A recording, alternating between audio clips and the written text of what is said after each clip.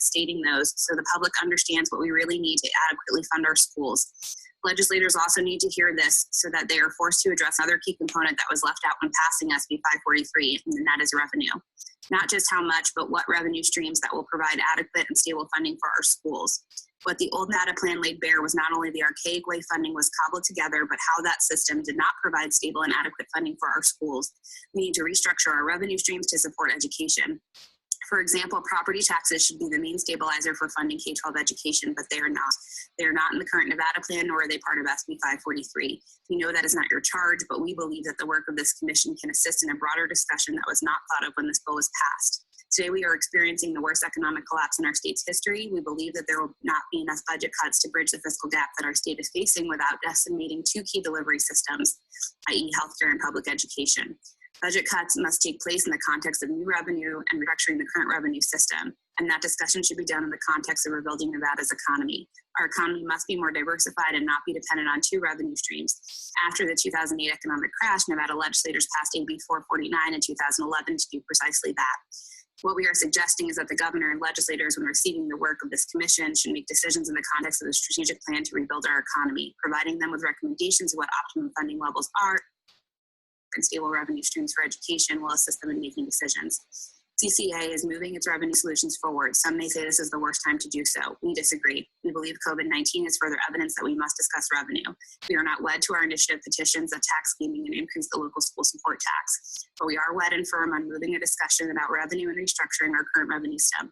We are wed to going in a direction that rebuilds our economy, a diversified economy that creates new industries, new jobs, and a new future for Nevada. But key to that is investing in our public education system with a goal of making it the best in the nation. Providing the needed revenue levels and stable sources of revenue for SB 543 can take us in that direction. We believe that history will look back and acknowledge the work that is being done by this commission has been critical to revamping our education delivery system. Accordingly, we believe that it is invaluable for a recommendation to come out that presents to the governor, legislators, and more important public what the stable sources of funding as well as the levels of funding are that our education system needs to be adequately funded. Thank you. John Bellardita, Executive Director, Clark County Education Association. Our final comment is from the Nevada State Education Association. The Nevada State Education Association has been the voice of Nevada educators for over 100 years. We would like to thank Jessica Todman, the Chief Strategy Officer for the Nevada Department of Education, for reading our public comment into the record. You should be pleased to hear our testimony today significantly more concise than yesterday. Over the past year, NSEA has consistently cautioned SB 543 would result in a multi-million-dollar giveaway to charter schools. A slide presented in yesterday's meeting by Jeremy Agero confirmed our suspicion, showing the transfer from neighborhood public schools to charter schools after the activation of the new funding model would be even larger than we feared. Charter schools are estimated to receive $329,644,119 in the current fiscal year with the Nevada plan. Under the new pupil-centered funding plan, their calculated distribution would be $397,802,683, an increase of over $68 million, or 20%. During last legislative session, the backstory of SB 543 was how Clark County generated so much education funding, yet received less per pupil than nearly every other school district despite great need. Many pundits saw the politics behind 543 as Southern Nevada striking back. Ironically, numbers presented by Mr. Agro yesterday don't back this up. The Clark County School District, who is thought to be the biggest beneficiary of the new funding model, will receive less than a 1% increase with the new plan. Even in total dollars, charter schools stand to gain nearly $50 million more per year than CCSD. Charter schools, not the Clark County School District, are the big winner in SB 543. While the hold harmless provisions would delay part of this annual charter windfall for a number of years, as most other school districts are frozen in place, it is now clear that the transfer of precious dollars from neighborhood public schools to billionaire-backed charter schools is the essence of SB 543. NSEA has consistently pointed out the problems with Nevada charter schools and mercifully won't do so again this morning. It is now clear SB 543 is not the answer Nevada schools need. It does not bring greater transparency, it will not bring greater education equity, and it is not truly centered on the student, 90% of whom attend our neighborhood public schools. Thank you. Madam Chair, that concludes the public comments that we have received for period number 1.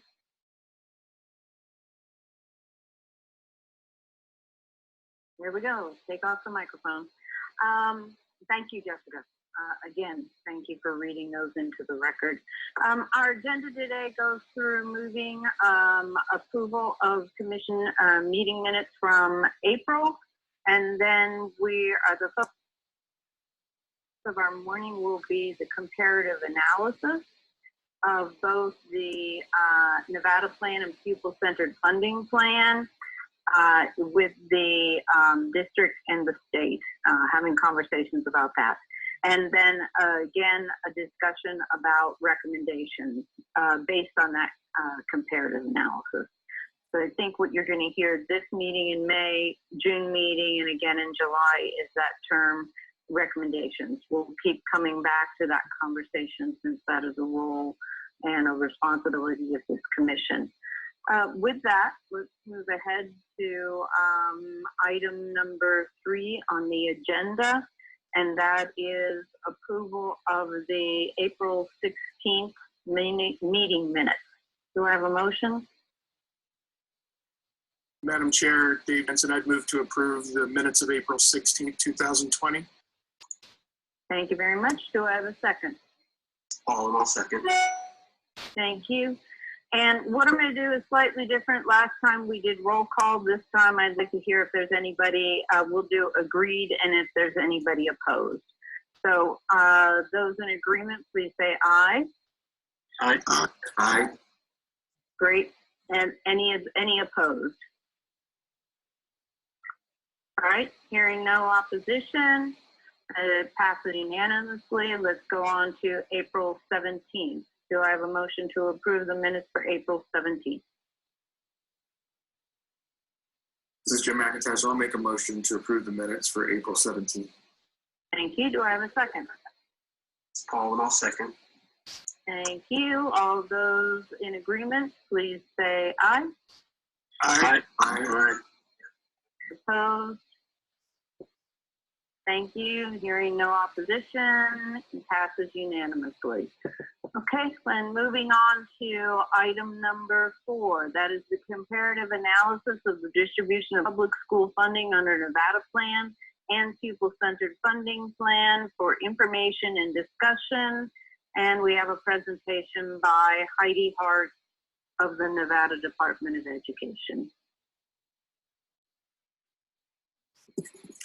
Good morning. For the record, Heidi Hartz. I serve as Deputy Superintendent for Business and Support Services at the Nevada Department of Education. Before we dive into our slide deck for today, I did want to clarify for the benefit of all of the commission members that while the Department of Education initially began developing financial reports that we shared with the commission early on, as Applied Analysis has begun standing up the blueprints, all of the reports that the Department of Education are developing are being submitted and forwarded to Applied Analysis. Jeremy Agero is incorporating all of that data into the blueprint and to the model. And then as questions or concerns arise, either by the Department of Education or Applied Analysis, communication is ongoing.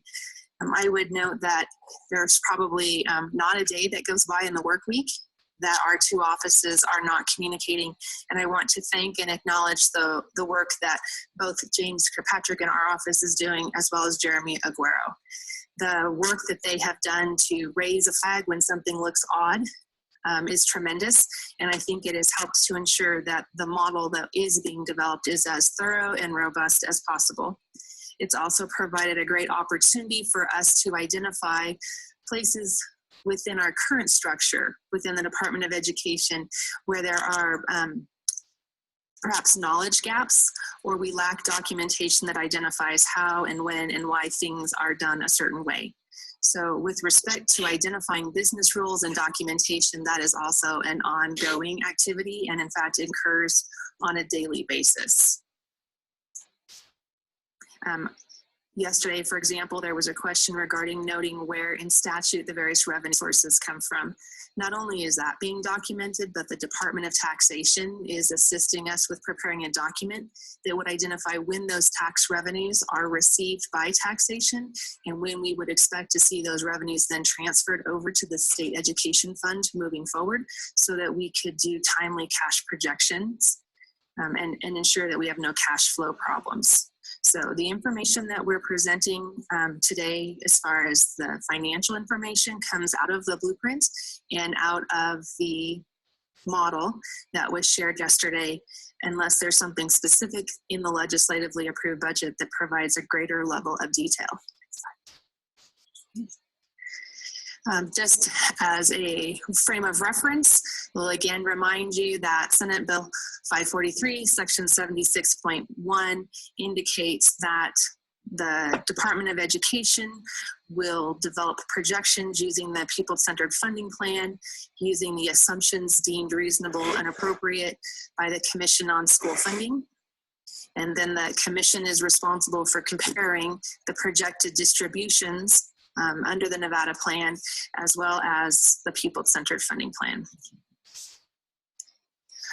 In Section 76.3, the Commission is tasked again with making the comparison and then using that information to guide recommendations that would go to the governor and the legislature, ensuring first and foremost the successful implementation of the People-Centered Funding Plan as we approach fiscal year 22.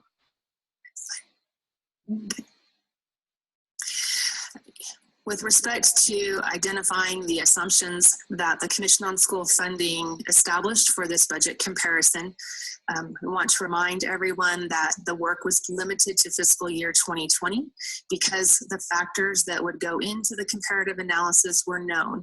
The Department of Education's budget is determined through the legislatively approved budget process. Through that, we can identify what the revenue projections were, as well as the enrollment projections and the allocations to each school district and to each charter school. Similarly, the school district budgets, we use the final amended budgets for fiscal year 20. Fiscal year 21 was not included in the comparative analysis at this point in time because when that work would have needed to have begun in order to have the reports and the budgets due by today, we did not have the tax revenues from the Department of Taxation. Those come into the Department of Taxation from the counties in March, and they're due to the Department of Education from taxation between March 15th and April 1st. The basic support guarantee for fiscal year 21 would be built off of those tax revenue projections. And we cannot run the equity allocation model until we have revised revenue projections. Similarly, the department is required to provide the equity allocation model and the the basic support guarantee for fiscal year 21 by May 31st. Additionally, the school districts are currently working on their budgets for fiscal year 21, noting that their tentative budgets are due on or before April 15th, and their final budgets would not be adopted or don't have to be adopted until June 8th. Okay. As we looked at the comparative analysis, we took into consideration several things. We wanted to acknowledge that the revenues that we are looking at for the current funding process fall within three areas. So we have revenues that are included inside the Nevada plan, we have revenues that are considered outside the Nevada plan, and then we have other revenues that are not a part of the Nevada plan in any way. That can get confusing for people because we refer to revenues as being outside the plan, which really means outside the plan in the calculation, and then we say it's outside the Nevada plan, which means completely not part of the calculation of the basic support guarantee. I would also note that under the current funding process or methodologies, we do have state-funded grants. Some of those are distributed to recipients using a formula. Others are distributed on a competitive basis. Under the People-Centered Funding Plan, all the revenues will be included in the state education fund. That grants that are currently state funded would be included within the adjusted base per pupil funding that goes to school districts and to charter schools. And then of course we have weighted funding that identifies exactly which groups of students are to be targeted and with what amount of funding so that there's consistency across the state. Okay. As we go through the presentations today for both this agenda item and agenda item number 5, we tried to really focus on the policy by looking at the various components of the People-Centered Funding Plan. Certainly the financial comparisons are important and they identify and lead into as well as support some of the policy recommendations that may be forthcoming. As we discussed in yesterday's presentation, the intent of today's agenda items is to allow the Commission for School Funding the opportunity to identify areas that they wish to have additional discussion and potentially develop formal recommendations by the July 15th deadline. I want to note that we recognize that the discussion and the development of possible recommendations is an ongoing process. There may be things that occur to members of the Commission after today's meeting. Similarly, there may be things that are identified as a concern or a possible recommendation during these meetings that by May or June may no longer warrant a recommendation because we found a way to address that. As we begin looking at the different components of the pupil-centered funding plan, I will again remind the Commission that doing a side-by-side comparison is incredibly difficult because the way funding is currently distributed through the Department of Education to school districts and to charter schools versus the way it will be distributed through the pupil-centered funding plan is not an apples-to-apples comparison. This slide shows the funding that is currently included in the Nevada plan, the revenues that come from the state to local school districts and to charter schools. In the table that shows the state education fund, you can see that the state share, which is currently in the Nevada plan, is identified, as well as additional general fund revenues that are not part of the Nevada plan, but are currently in the Department of Education's budget. I would also note that in the state education fund totals, just one second.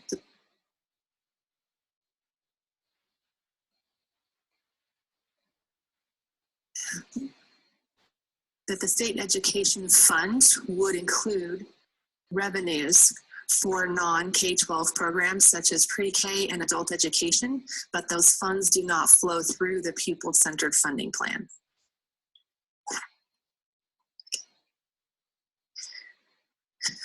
Certainly after talking about revenues, at this point in time, we all turn to the next step, which is what happens if revenues are not achieved at the amounts that they were initially projected. Under our current funding processes, the Nevada plan includes guaranteed revenues, both the amount of revenue coming from the state for the basic support guarantee, and there are also certain revenues that are guaranteed at the local level by the state. And then for other programmatic areas, if there was not sufficient revenue to fund a program activity, the Department of Education could seek an IFC contingency fund request if that program was eligible for those additional funds. In the Nevada plan, when we run short of revenues to make the DSA payments, the Department of Education can request a general fund advance, which ensures that there's adequate cash flow available until tax revenues are received into our budget. Or we can borrow from the next fiscal year within a biennial budget period. That appears to be a common business practice. It's something that is anticipated, or appears to be something that's anticipated in each biennium. And then in the odd numbered fiscal year, if there's a shortfall, then a supplemental appropriation is requested from the legislature because there's no funding yet approved for the next fiscal year that we can borrow from.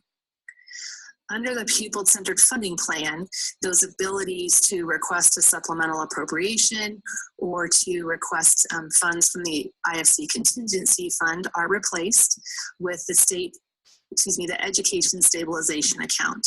Transfers out of this account are triggered if the revenue projections in the state education fund exceed what's actually being earned in revenues.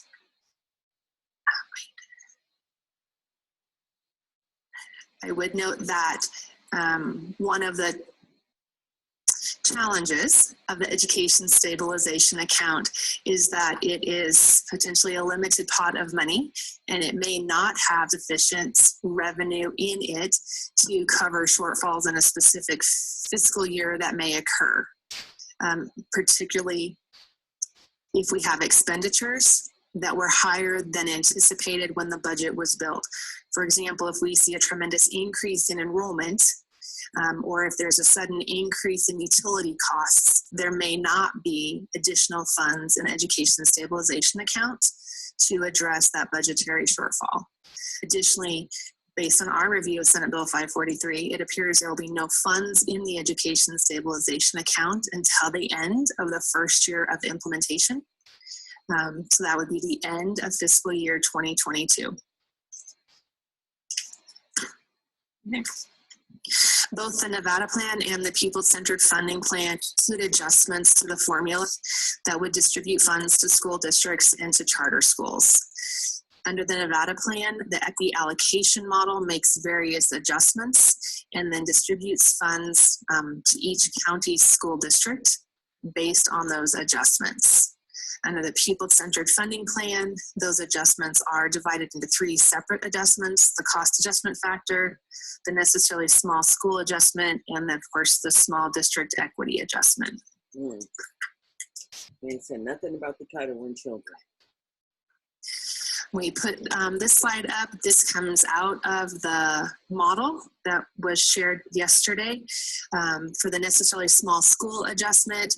Wanted to bring to the attention of the commission that when Mr. Agero was updating this information in the model, it was determined that Tier 7, which was previously presented to the Commission on School Funding, doesn't appear to be a necessary tier because it does not generate additional revenue that would benefit the schools that fell within that tier level. This is just an illustration of the Nevada Cost of Education Index, which again was taken out of the beta version of the model that Mr. Agero spoke to yesterday.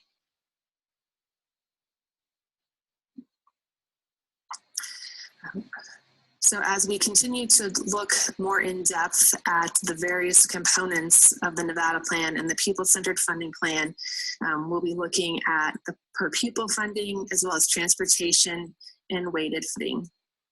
I would again acknowledge that though this slide references the Nevada plan specifically, the Department of Education does also have administrative oversight and management of the various state-funded grants.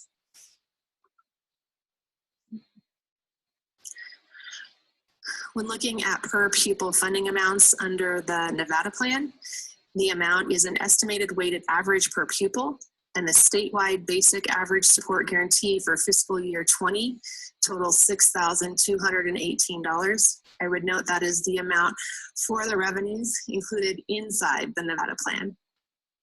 Under the People-Centered Funding Plan, and based on the information that was shared yesterday in the beta version of the model, the statewide base per pupil funding amount would total $6,383.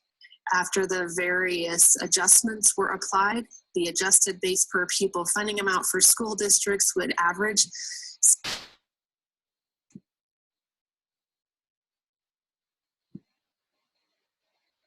$6,657 per pupil, and we have identified the range for all of the school districts, again, based on the information presented in the model. For charter schools and university schools, the average for fiscal year 20 under the People-Centered Funding Plan would total $6,542, and again, the range is listed there. I would note for the commission that the Department of Education and Applied Analysis acknowledge that the charter school calculation requires some additional work. Under the model, the beta model, we need to go back and refine some of the enrollment information to reflect which students are attending a distance learning program versus those that are attending a brick and mortar program.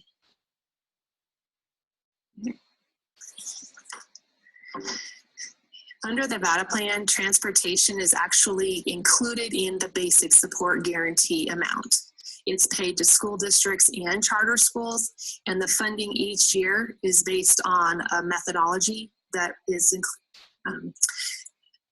based on 85% of the prior 4-year average plus a 2.5% inflationary adjustment.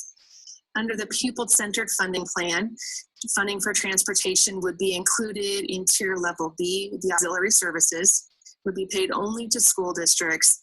And Senate Bill 543 simply indicates that the amount would be determined to be sufficient by the legislature. It may be prudent to document, if nothing more than for the business practices moving forward, what that calculation would be. It would seem that if the revenues are coming into the state education fund and then back to school districts to support transportation, that the funds need to be appropriate for what the anticipated costs are in each school district. We did not provide a slide for the food services, which are identified in Senate Bill 543 as being an option to be funded through tier level B. The reason for that is Senate Bill 543 indicates that any federal funds or funds used as a match do not need to flow through the pupil-centered funding plan. We would recommend, because the funding that comes to the Department of Education for food services is a match for a federal grant administered by Agriculture Division, that we simply treat these as a match and remove them from the pupil-centered funding plan. This facilitates some transparency and makes the model hopefully a bit easier to explain to people, because all sources of funding are being treated consistently. This slide highlights some of the current categorical grants that the Department of Education administers under the pupil-centered funding plan. These various pots of money would be placed into the statewide base per pupil funding amount, and would be therefore distributed to all school districts and to charter schools. This would help to hopefully eliminate confusion over how grant funds are distributed, particularly those funded with state funds. For example, we would no longer have to delineate whether grants are distributed on a competitive basis or formula basis. This would also decrease the workload burden for school districts in needing to submit multiple applications to receive these various sources of funding, and would eliminate subgrants and therefore the need to submit monthly requests for reimbursement for multiple subgrant agreements. The pupil-centered funding plan also allows for school districts and charter schools to have a better understanding of the funding that will be coming into their budget in each fiscal year, because they're not reliant on competition for additional funds. And we are optimistic that moving towards the pupil-centered funding plan, there are opportunities to look for consolidated reporting, because each grant will no longer have specific grant requirements or reporting requirements. Both the Nevada plan and the pupil-centered funding plan include hold harmless provisions. The Nevada plan's hold harmless provision pertain to enrollment.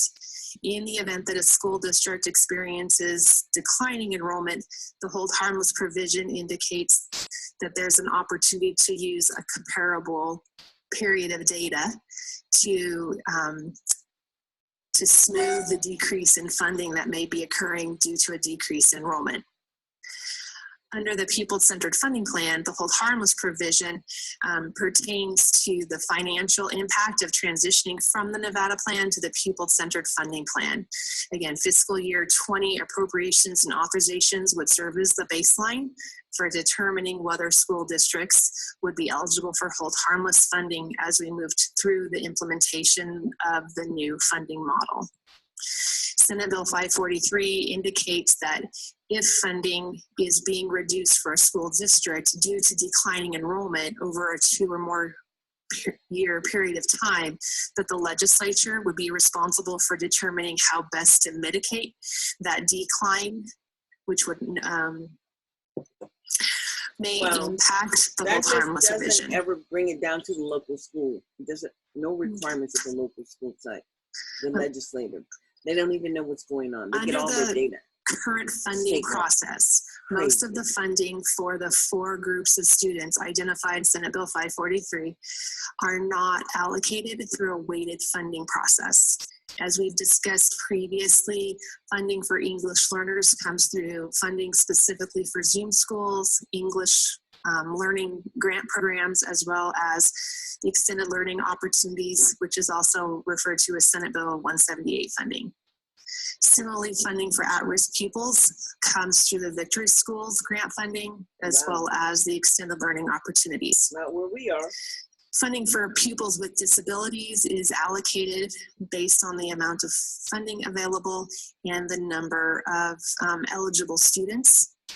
While that is approaching a point of being considered weighted funding, the transition was intended under the Nevada plan to take a period of time. Funding for gifted and talented pupils is an allocation that is determined by the legislature. Once the available amount of funding is identified, it's dispersed to schools on a per pupil basis based on the number of students who are participating in a qualified program. Under the pupil-centered funding plan, it's important to keep in mind that students are only eligible for the one weighted funding area that has the highest weight, but all services that student is entitled to are to be provided through that single source of funding. This slide summarizes the current weight that has been identified using the beta version of the pupil-centered funding plan model that was presented yesterday. The aspirational weight reflects the weights that were identified during the Commission on School Funding meeting in April. Go ahead. Okay. And as a reminder from previous presentations, the funding for English learners through the Zoom program for Clark and Washoe County school districts averages $684 per pupil. For the English learner grant program, which serves the other school districts and the State Public Charter School Authority, the average is $695 per pupil. And then the funding available through the Extended Learning Opportunities Grant is $1,200 per eligible student. As we have done the build out of the blueprint and the model, these funds have been divided for the extended learning opportunities between English learners and at-risk students. When comparing the current process to the pupil-centered funding plan and applying the multiplier of 0.31, the per pupil amount in fiscal year 20 totals $1,959. We look at-risk pupils under the current funding process. Funding is available through the Victory Schools state funded grant program. And for fiscal year 20, that funding totaled $1,236 per pupil. And again, the extended learning opportunities was $1,200 per eligible pupil. Under the pupil-centered funding plan, using the multiplier of 0.07, the funding per pupil in fiscal year 20 totals $434. I would note that under the pupil-centered funding plan, the current definition for at-risk pupils is linked to free and reduced price lunch. That is not that is a different definition of at-risk pupils than what we are currently using for either Victory or the extended learning opportunities. So there are vastly more students eligible for funding as an at-risk pupil under the pupil-centered funding plan.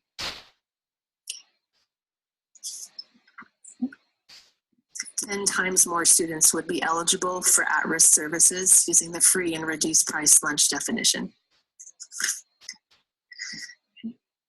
And for special education, our current funding process is to allocate available funds,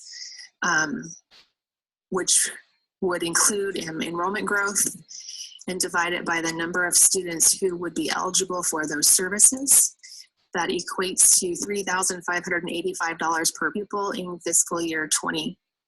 There's additional funding for school districts that have IEP numbers that exceed 13% of their total student population. For those school districts, the state currently pays up to 50% of those expenses. We combine both pots of money together and divide by the number of eligible students. That results in funding of $3,548 per eligible pupil. Under the pupil-centered funding plan, the multiplier would be 1.51, and in fiscal year 20, that would result in per pupil funding of $9,649.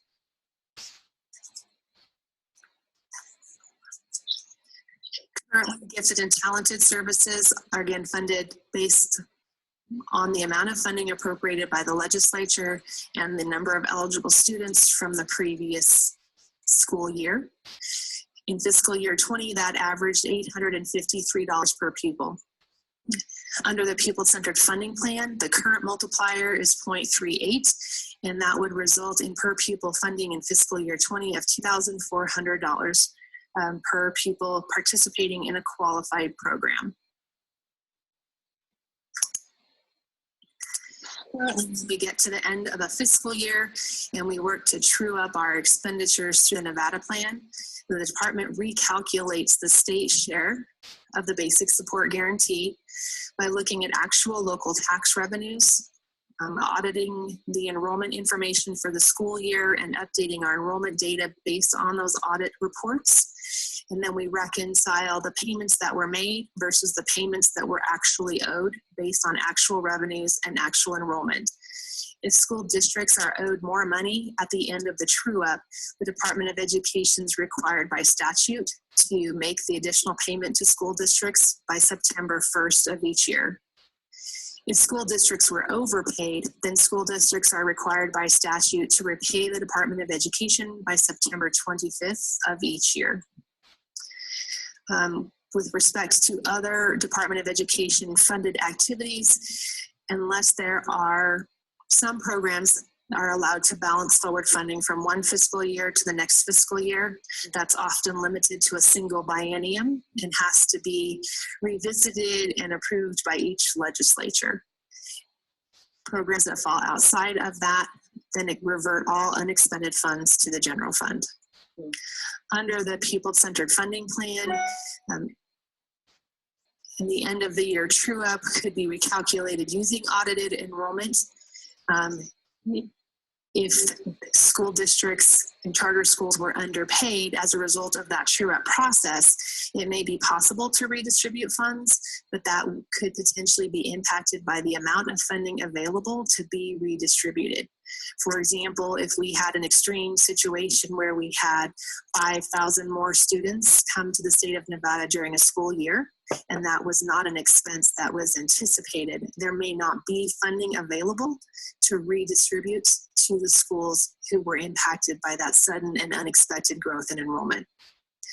Under the pupil-centered funding plan, any surplus revenue, excluding federal or private grants, and then match and maintenance of effort for those grants would be transferred to the education stabilization account at the end of each fiscal year. With that, we'd be happy to answer any questions. I would ask, however, that we defer discussion around possible recommendations until we get to agenda item number 6. I apologize, when we made these slides, we were really excited about moving on to recommendations. Okay, sure. So just to confirm, Heidi, you want us to focus our questions on anything you just presented, not necessarily recommendations we want to make later on in the meeting, correct? Yes, please. Okay. All right. So any questions about the specific data? I see one from Jim McIntosh. Member McIntosh, go ahead. Yes, thank you, Madam Chair. And quick question, and we expect a quick answer. Can you just refresh my memory on the Education Stabilization Fund? You stated that the first time it would be funded would be 2022. And then how does that mechanism work? If there is no money in the Education Stabilization Fund, is there, just considering the environment we're in now and what might happen, what if there are no, we lack funds and there's no dollars to go to the Education Stabilization Fund? What's the next step? For the record, Heidi Hart's Senate Bill 543 does not appear to contemplate that becoming a reality. So that may be something that the commission wishes to consider for a recommendation under agenda item number 6. Thank you.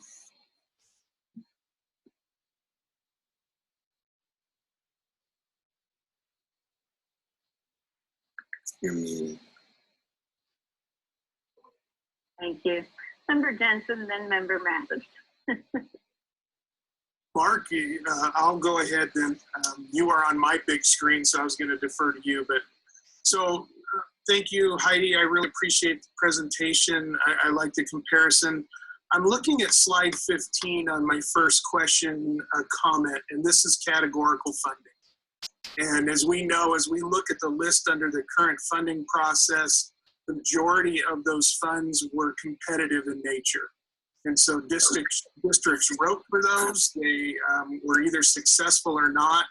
I look at the Nevada Ready 21, I look at school social workers, school resource officers, and then we recognize that districts had differing levels of success in hiring, as an example, school social workers.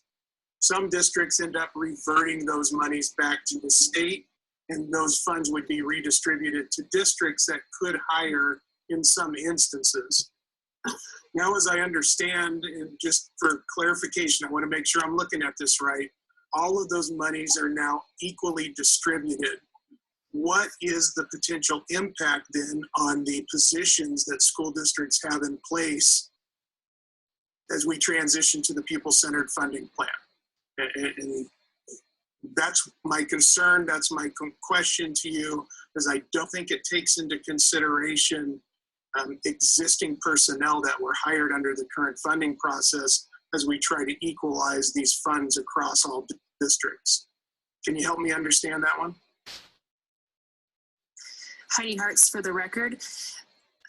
It appears that that would be something that each school district would need to contemplate once we are able to identify, for example, what would the amount of funding coming to each school district be, particularly as we look forward to fiscal years 22 and 23.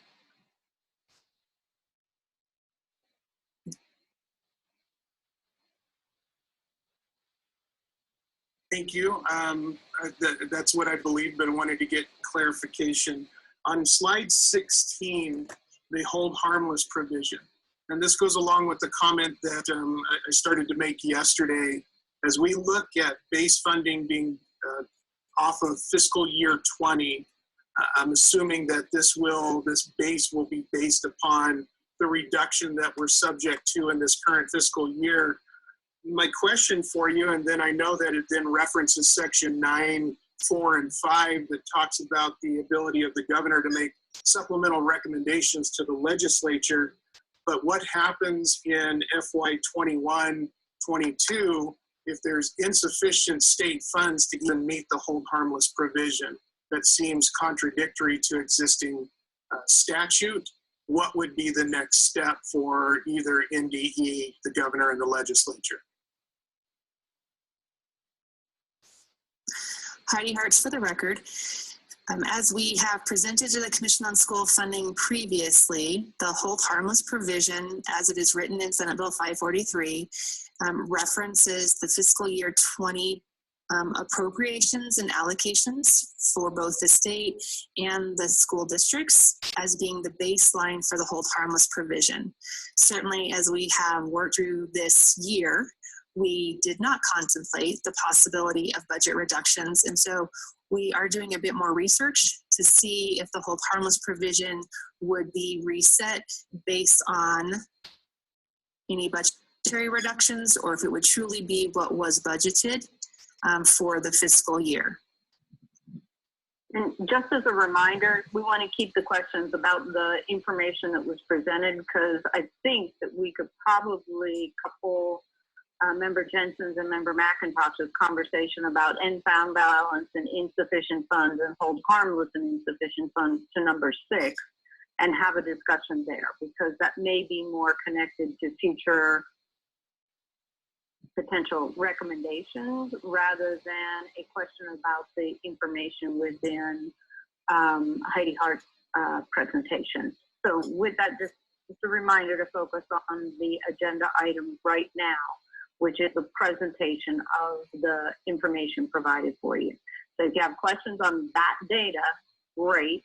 If you have a thought about a recommendation should we be thinking about, write it down, hold it to number 6, okay? Thank you. Thank you, Madam Chair, and thank you, Heidi. My last question then is on slide 23, surplus revenue. I'm not seeing that ending fund balance is included in that surplus revenue that is protected from the transfer to the education stabilization account. Is there a reason that was not included?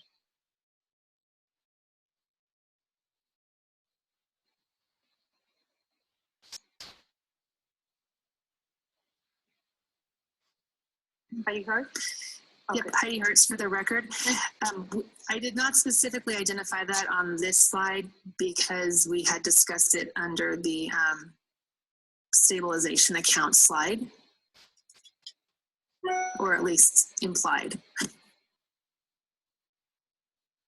So yes, at the time, at the end of each fiscal year, any ending fund balance over 16.6% would go into the education stabilization account, keeping in mind that there is the grandfather clause that indicates any school districts who currently have an end fund balance over 16.6% would have other provisions in place regarding the ending fund balance transfer to the state, the education stabilization account. Thank you, Heidi. Madam Chair, that addressed my questions. I just wanted to make sure that we had that accurately reflected. So I appreciate Heidi's clarification. Thank you very much. Member Jensen, Member Mathers, have a question? Yes, thank you, Madam Chair. Going back to slide 18,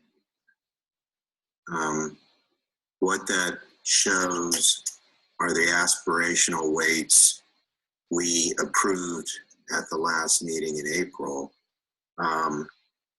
The current weights, though, appear to be based again on this notion that local funding that goes towards these weights would it be included in the current weight. And so I think we'll talk about it, I'm sure, on item 6.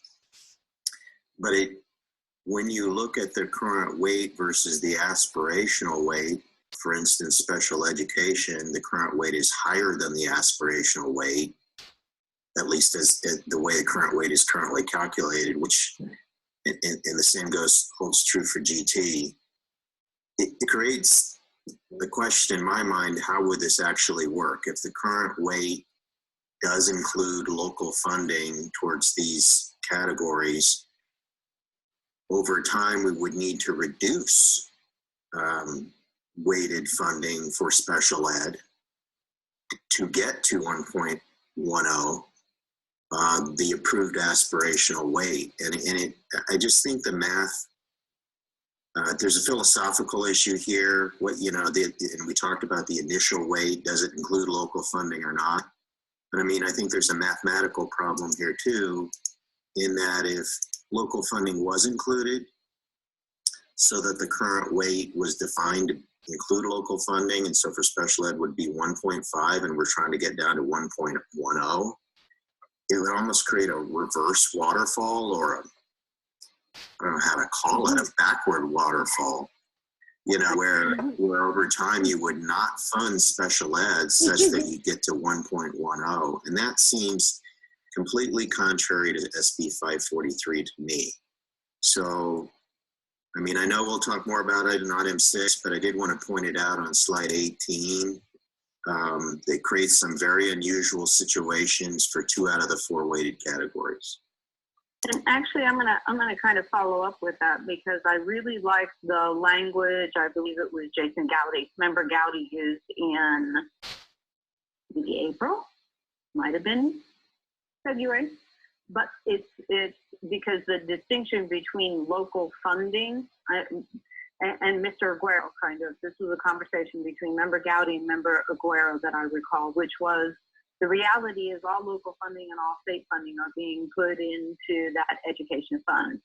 So rather than thinking about it as local funding, it is those dollars that the district on their own discretion chose to expend at the school level. And Member Gowdy, if you can stick my language, please do so. But that's my attempt to parrot what you said. But if I recall, you actually had it in a in a much tighter statement. But it's really, as we think about it, and that 1.51 is what the state has put toward allocated, the state dollars, plus the dollars that the district had a discretion to expend for those students. Am I getting that correct? Remember, Gowdy, you want to? Yeah, so Jason got it for the record. Yeah, I think the way that we talked about it is that, again, and it's not, I mean, Mark, you're right. I mean, it's conceptually the same because we're thinking about it. When we say local, we'll talk about district dollars. And so what I tried to say is that we're really utilizing, under the new context, is that we're utilizing base dollars to transfer into the weighted category of special education. That's essentially what we're talking about. Again, just to try and use the terminology so that we don't confuse the local, which really doesn't exist anymore. And that it's really the question of, when you calculate weights, you think about the 1.1, and that's the amount that the state then provides to the district. But then the district then, one, has maintenance of effort requirements at the federal level, that if they get 1.1 and they're currently funding at 1.5, such as Clark, then we would still be required to transfer money from the base into that weight, which I believe Ms. Hartz discussed last time, and that is permitted. I don't remember the section that she quoted under SB 543.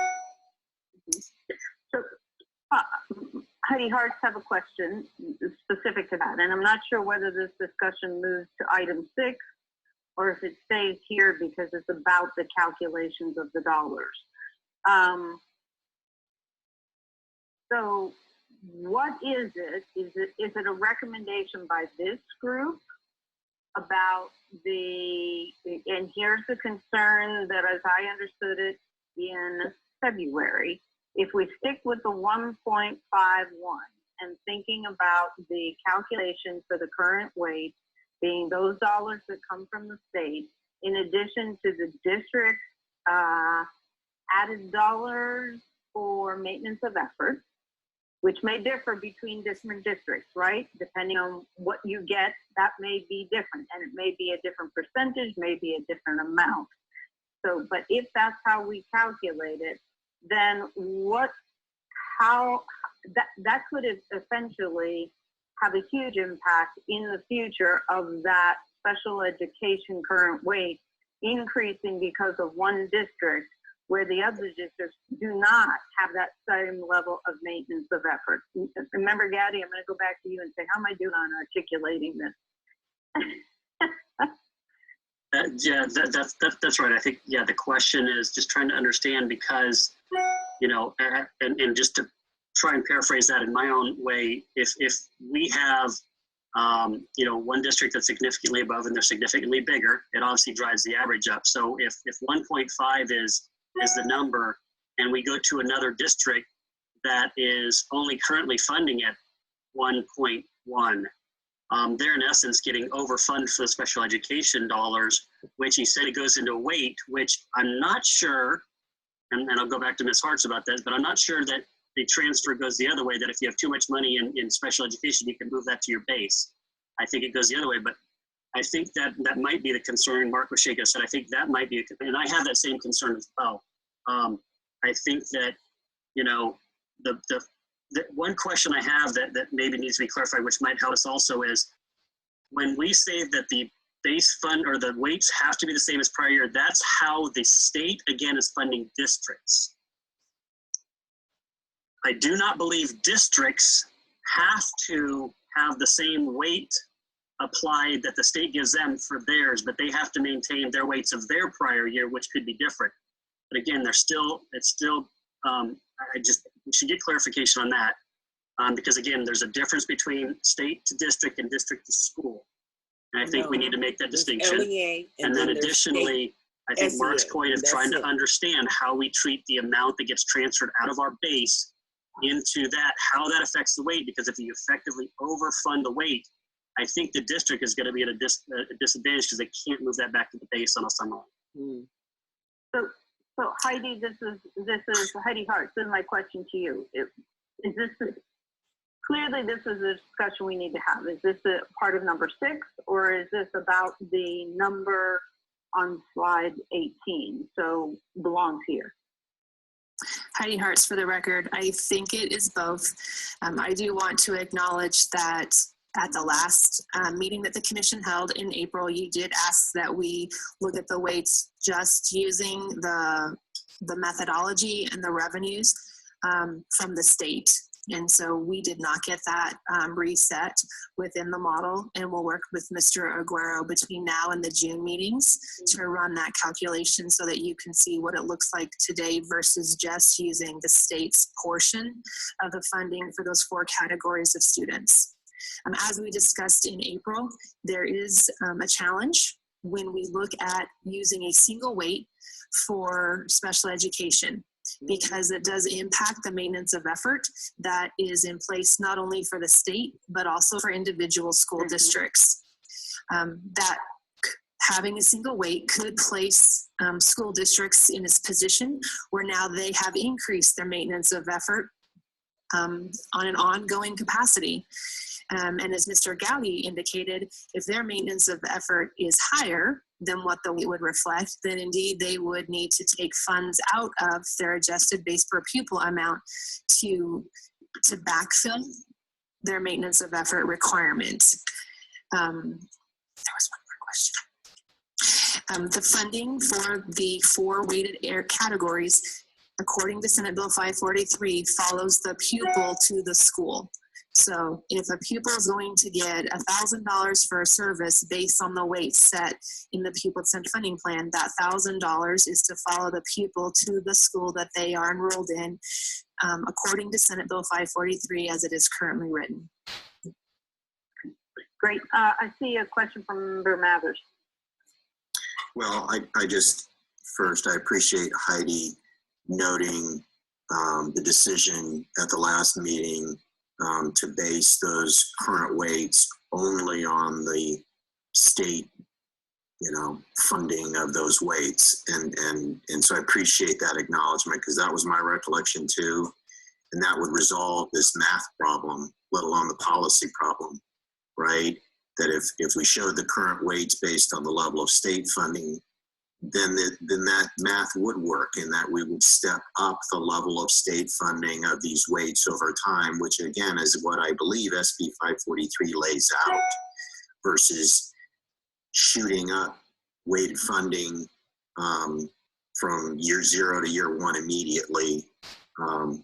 So I just wanted to appreciate the acknowledgement, and I think that if we hold to that, that addresses this math problem, and I think the model does account for that in that toggle feature that Jimmy added to recalculate initial weights either way. So anyhow, I appreciate it.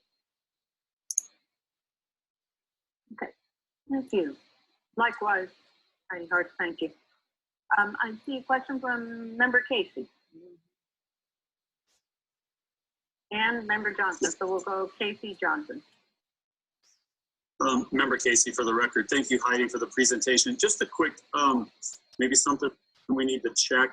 On slide 11, the education index, the NCEI, those numbers don't appear to match what APA presented to us in April on their slide 11 with the NCEI. And I believe Member Jensen mentioned maybe Elko's yesterday, but there's more that don't match. And so I'm wondering if their numbers were possibly incorrect, or if we could double check those numbers. Thank you. Heidi Hartz, for the record, we'll look into that. It's possible that I copied the wrong column out of the model. You may recall yesterday when Mr. Agero did his presentation, that worksheet in the Excel file has quite a number of columns. So we'll double check. Thank you. Member Johnson. Thank you, Madam Chair. One of the things, and I'm not quite certain at what point we talk about this, but I think there's a philosophical discussion that needs to take place at some point about what we apply the weights to. Right now, we're applying the weights to the base, and not the adjusted base. But those factors that influence cost for the adjusted base also influence the cost of education for all of the weighted categories.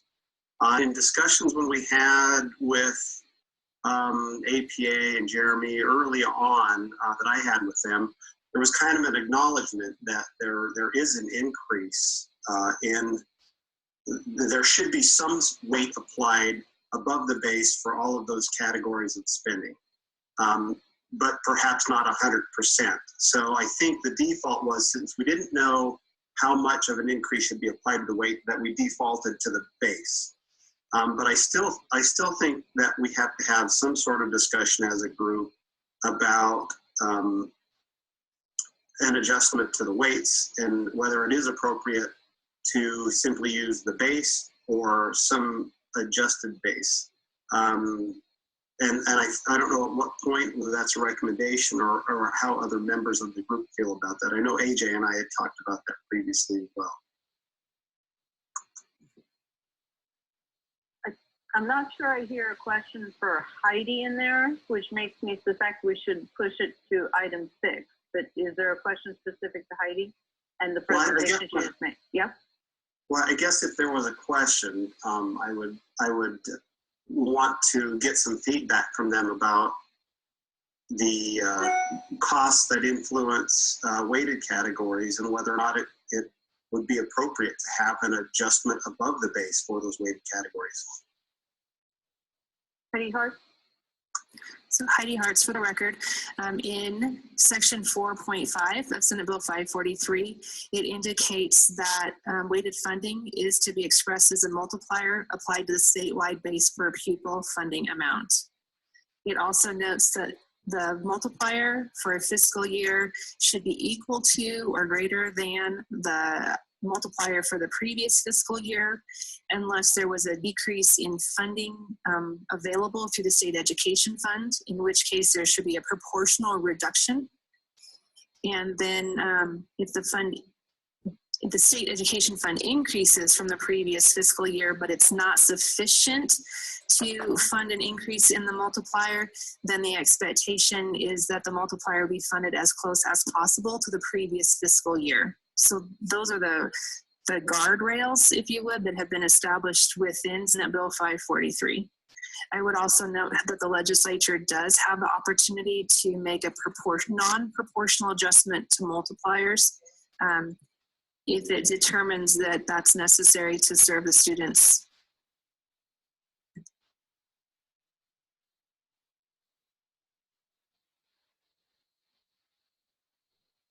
Member Johnson, does that help? And we can take the rest of that conversation to number 6, but at least as a response. No, I think probably it's better just to take move the question on, because it's really a philosophical discussion about whether you apply the weight to the base or the adjusted base. And the law says what it says. So it would be a recommendation to change it. So I think it would be appropriate in the next conversation. Okay, great. That's how I was interpreting. I just wanted to make sure I wasn't missing anything. All right, any other questions about this particular presentation? Madam Chair, if I may? Yes. Heidi Hart's for the record. We wanted to circle back to the question raised by Member Casey about the cost adjustment factor. Our NDE team has gone back and validated. I did pull the right column out of the model for inclusion in the slide deck today, but they acknowledge that there could be some confusion in looking at the data. Oftentimes when NDE generates county-specific lists, Carson City ends up near the bottom of the list because it defaults to the previous Ormsby County reference, not Carson City, and so that often visually skews the look of the data. Yes, I know Ormsby County was eliminated a long time ago, but somehow that's just embedded in our data files. Okay. And also remember that the floor of 1 removed the lower numbers. Okay. I see Member Fueling and I see Member Casey. Just a recommendation. So Ormsby County went away before the Nevada plan was implemented back in 1971. So I think it would be good if we update all this stuff to change the order to the alphabetical. That's been throwing me off this entire time when I look at that stuff. And I know there's history, and I know there's a numbering sequence as well behind that. But that would be a good update to all of us. It's time. Thank It's you. time. Member Casey. Member Casey, for the record. Heidi, just a quick clarification and follow up on that. Then in APA's presentation, they list Carson City first, and I know you might not have that up in front of you right now, but are you thinking that those numbers got placed out of order in their presentation? Because, for example, they have Churchill County in their presentation at 1.03, Elko at 1.03, and Douglas below a 1, which would go up to 1, but on your slide 11, those numbers are different county by county. So I'm just wondering maybe then if the order in their presentation messed up the order of the numbers, perhaps. Thank you. Okay. Heidi Hartz for the record. It's my understanding that there was an error in the presentation made by APA, and the model that was presented yesterday by Mr. Agero is an accurate reflection of what that information should be. Okay, thank you. Okay, thank you. Any other questions about this particular presentation? Otherwise, we will move on to item number 5. And I believe we are back with Heidi Hart, Deputy Superintendent, and James Kirkpatrick, Administrative Services Officer, for comparative analysis of school district budgets under the Nevada Pupil Plan and the Pupil-Centered Funding Plan. Heidi Hart. Thank you for the record, Heidi Hartz. Before James begins his presentation regarding the information that was gathered through the development of the school district budgets using the Pupil-Centered Funding Plan and the input and questions that was received from each of the CFOs, I wanted to take this opportunity to remind the Commission the process that was used to gather this information from the school districts. The reporting and monitoring work group established the budget template that was used for this exercise. They had requested or supported the department's recommendation to use a high-level budget for this purpose, which was an attempt to reduce the workload that would be placed on school districts who were simultaneously building their budgets for fiscal year 21, in addition to building the budget using the Pupil-Centered Funding Plan for fiscal year 20. The department did share that template with the CFOs during one of our meetings, during which time the CFOs provided back some very helpful information and recommendations, which resulted in the template being revised. The reporting and monitoring work group, and in turn the Commission, empowered the department to make necessary adjustments to that template so that we could move forward with this task and allow the school district sufficient time. We did distribute the template to the CFOs as well as the instructions for completing the template on April 3rd. We asked that they focus initially on populating their current expenditures into the template and simply remove local revenues. Once the blueprint had been updated following the April Commission on School Funding meeting, we sent out revised revenue projections using the Pupil-Centered Funding Plan by tier. That was sent out on April 24th. School districts were asked to use that revenue information to complete the template. The NDE worked very closely with each of the CFOs to make sure that the school district their questions and concerns had been addressed to the very best of our ability. Over the weekend, this last weekend, we received the updated model information from the Pupil-Centered Funding Plan, and James worked very diligently to update the revenue projections for each school district, and then circle back with each school district to let them know that we had updated that portion of the budget template for the pupil-centered funding plan, so that they were aware that those changes would be reflected in the documents that you received today. We want to give some disclaimers before James begins his presentation. Again, we focused in on fiscal year 20 revenues.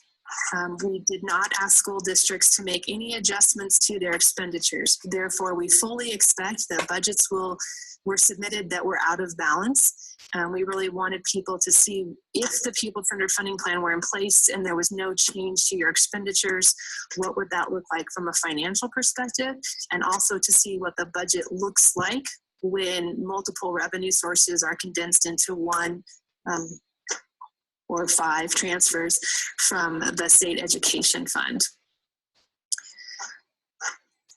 The information that's included in today's presentation from the school districts does not include any hold harmless provision. It simply includes what would have been in place if the pupil-centered funding plan were in place today without any hold harmless. Again, the hold harmless provision being in place perhaps would have skewed some of the conversations and the questions that came from the school district CFOs. So we want to just, again, stress the fact that this was a budgetary exercise. It was intended to allow both the school districts and the commission to comply with the requirements in Senate Bill 543 and to be a catalyst for conversation with the CFOs for each school district as well as the commission and informing recommendations moving forward. I will share that much of the information we've received from the school districts and a lot of the work that we have done to better understand school district budgets is proving to be very helpful as we work with the Department of Taxation to revise the budget template that they use for school district budgets.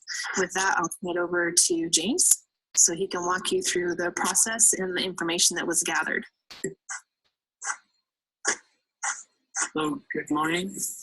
James Kirkpatrick for the record. I'm going to be walking you through the comparative budget workbook that is posted on the NDE website and distributed to the members prior to the meeting. I will be speaking from the version posted online, so as I progress through the instructions, I'm going to be referring to tabs, not pages. I hope that's not going to confuse anybody. With that, I'll get started. Within the document that you have, the first tab is the table of contents, which just aligns what you're going to be seeing through this entire document, the entire 104 pages, I believe it is. And I'm not going to cover all 104. I'm going to just stick to the first 6 or 7 tabs. The next tab is a list of the state grants. And there's 2 sections. The first section of that list are state funding, categorical funding grants, and the DSA basic support grant or funding categories that are included in the pupil-centered funding plan. That list includes project codes for easy identification back to the actual grant.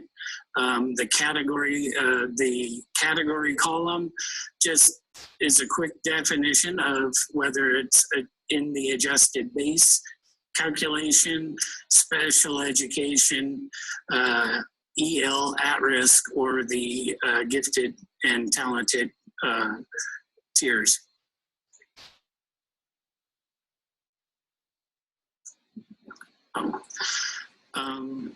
The second section of that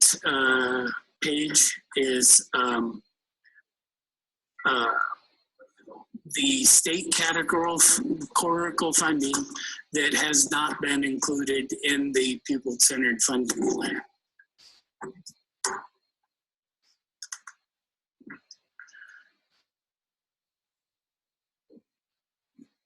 And we're bringing it up online so that you can see what I'm speaking to. So again, the project codes are identified and there's a notation that it's been excluded.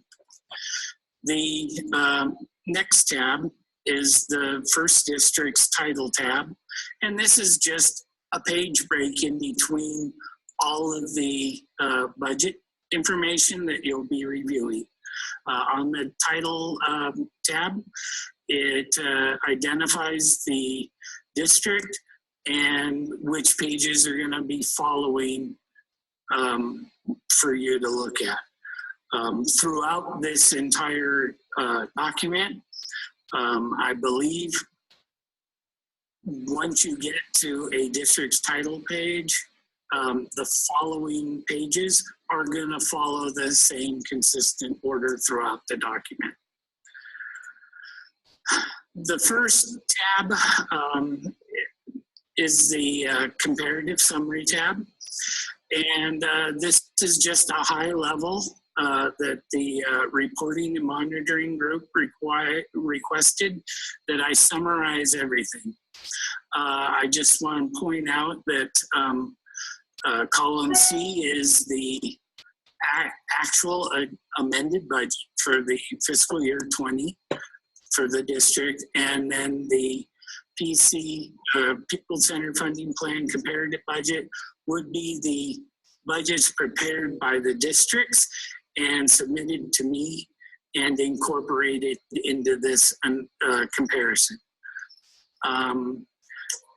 The revenue section, the total local sources, total state sources, total federal sources, total other financial sources, and the opening fund balance all roll up to the total all revenue sources. So those are the supporting rows that support that line.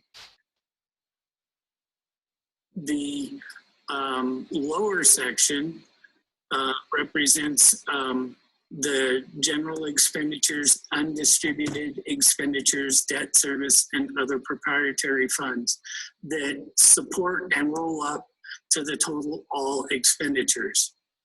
Now, I do want to clarify the supporting 4 rows that support the expenditure portion of this page are not going to be a one-to-one match.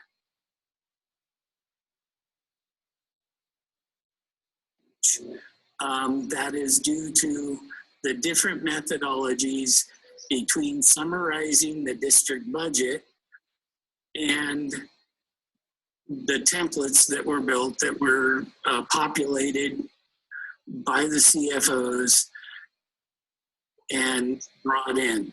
So those are not going to match one-to-one, and so they are on this page strictly as a support to the total on the above line.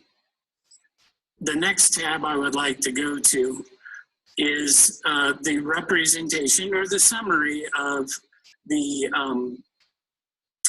amended budget for the district. So the challenge in this area to summarize a 100+ page document, I kind of defaulted back to my years at the state. And so I took the budget and I mapped out the entire budget by fund. So you will notice that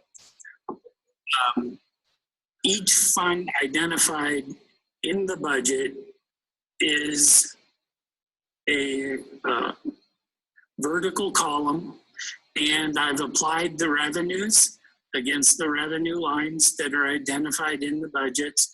And then on the expenditure side, I populated the expenditures based on the chart of account codes that were identified in that fund section of the district budget so that when you brought in all of these different funds from the 4 different areas, if you scroll all the way across, the total budget would balance back to the total district budget submitted to the state, the amended budget submitted to the state in December. This,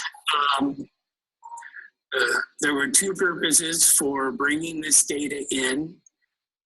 One was to establish the baseline for the comparison, and 2 was to bring in as much as data as possible for you to review without having to look at an entire budget, but would tie back to those original budgets if anybody should ask for those supporting documentation. The next tab is the Pupil-Centered Funding Plan All Revenue tab. And this is the revenue tab that was a template that was approved by the work group that we asked the CFOs to populate.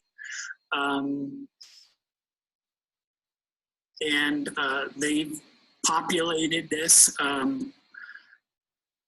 budget with their original budgets, and then they would back out the local revenues that were being included in the pupil-centered funding plan coming through the state.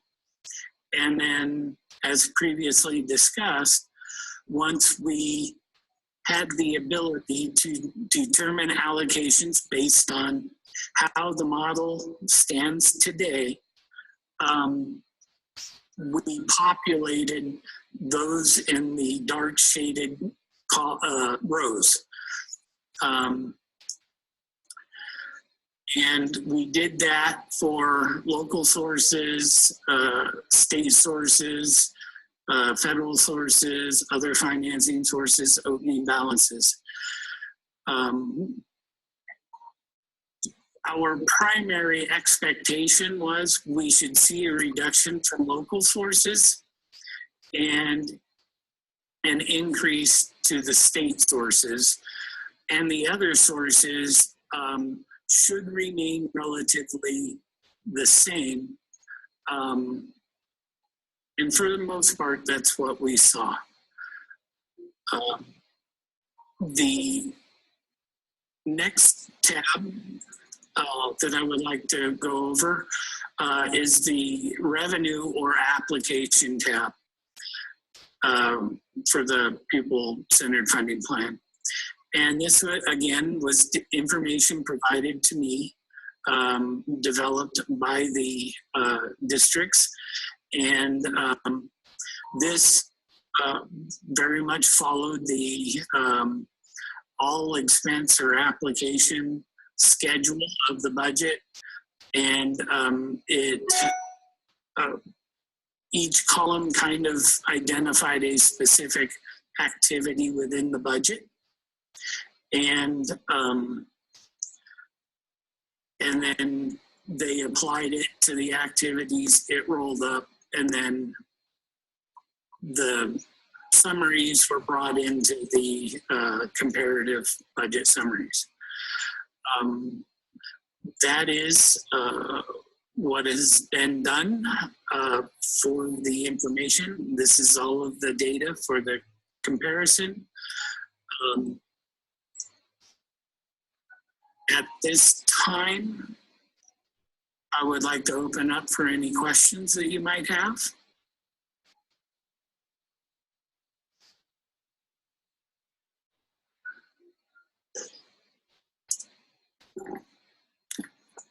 Member Jensen. Thank you, Madam Chair. Dave Jensen for the record. James, thank you for going through that. My question for you is and I know we're looking at Carson City, so the pupil-centered funding plan, all expenses, on the far right, we get expenditures excluded from the pupil-centered funding plan. And at the bottom, I see state grants at $1.8 million. Yet when we went back to the list of state grants were included in the adjusted base. So I'm just a little confused, and maybe it's just how I'm looking at it or my understanding, but how can they be excluded from the pupil-centered funding plan, but then be part of the adjusted base?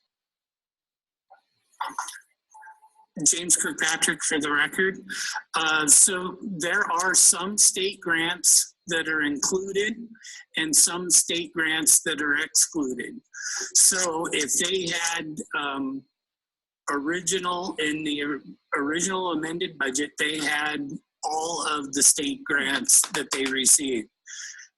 In the revenue, they would have backed out the grants included and left the grants that were excluded if they received those funds. Therefore, that particular line item could still have state-funded grants because they could be a non-K through 12 program, a grant that requires federal or is matched to a federal grant, or other miscellaneous type program that is excluded from the pupil-centered funding plan. Okay. Other questions, Member Fueling? Thank you, Madam Chair. Member Jensen, just for a little clarification, and James was incredibly helpful in this process, and he was probably getting frustrated with me as I kept going back and forth trying to do this right as I could. But if you, what he pointed out, the state grants at 1.8 million, those are the state grants that are not a part of the pupil-centered funding plan. But if you look just above that, where in the blue, like PCFP for English learners, that line is effectively our student funding. And the at-risk line above that is our SB 178 funding. So it's just those pieces that would otherwise be included in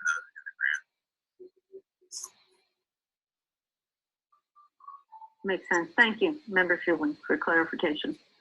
Do we have other questions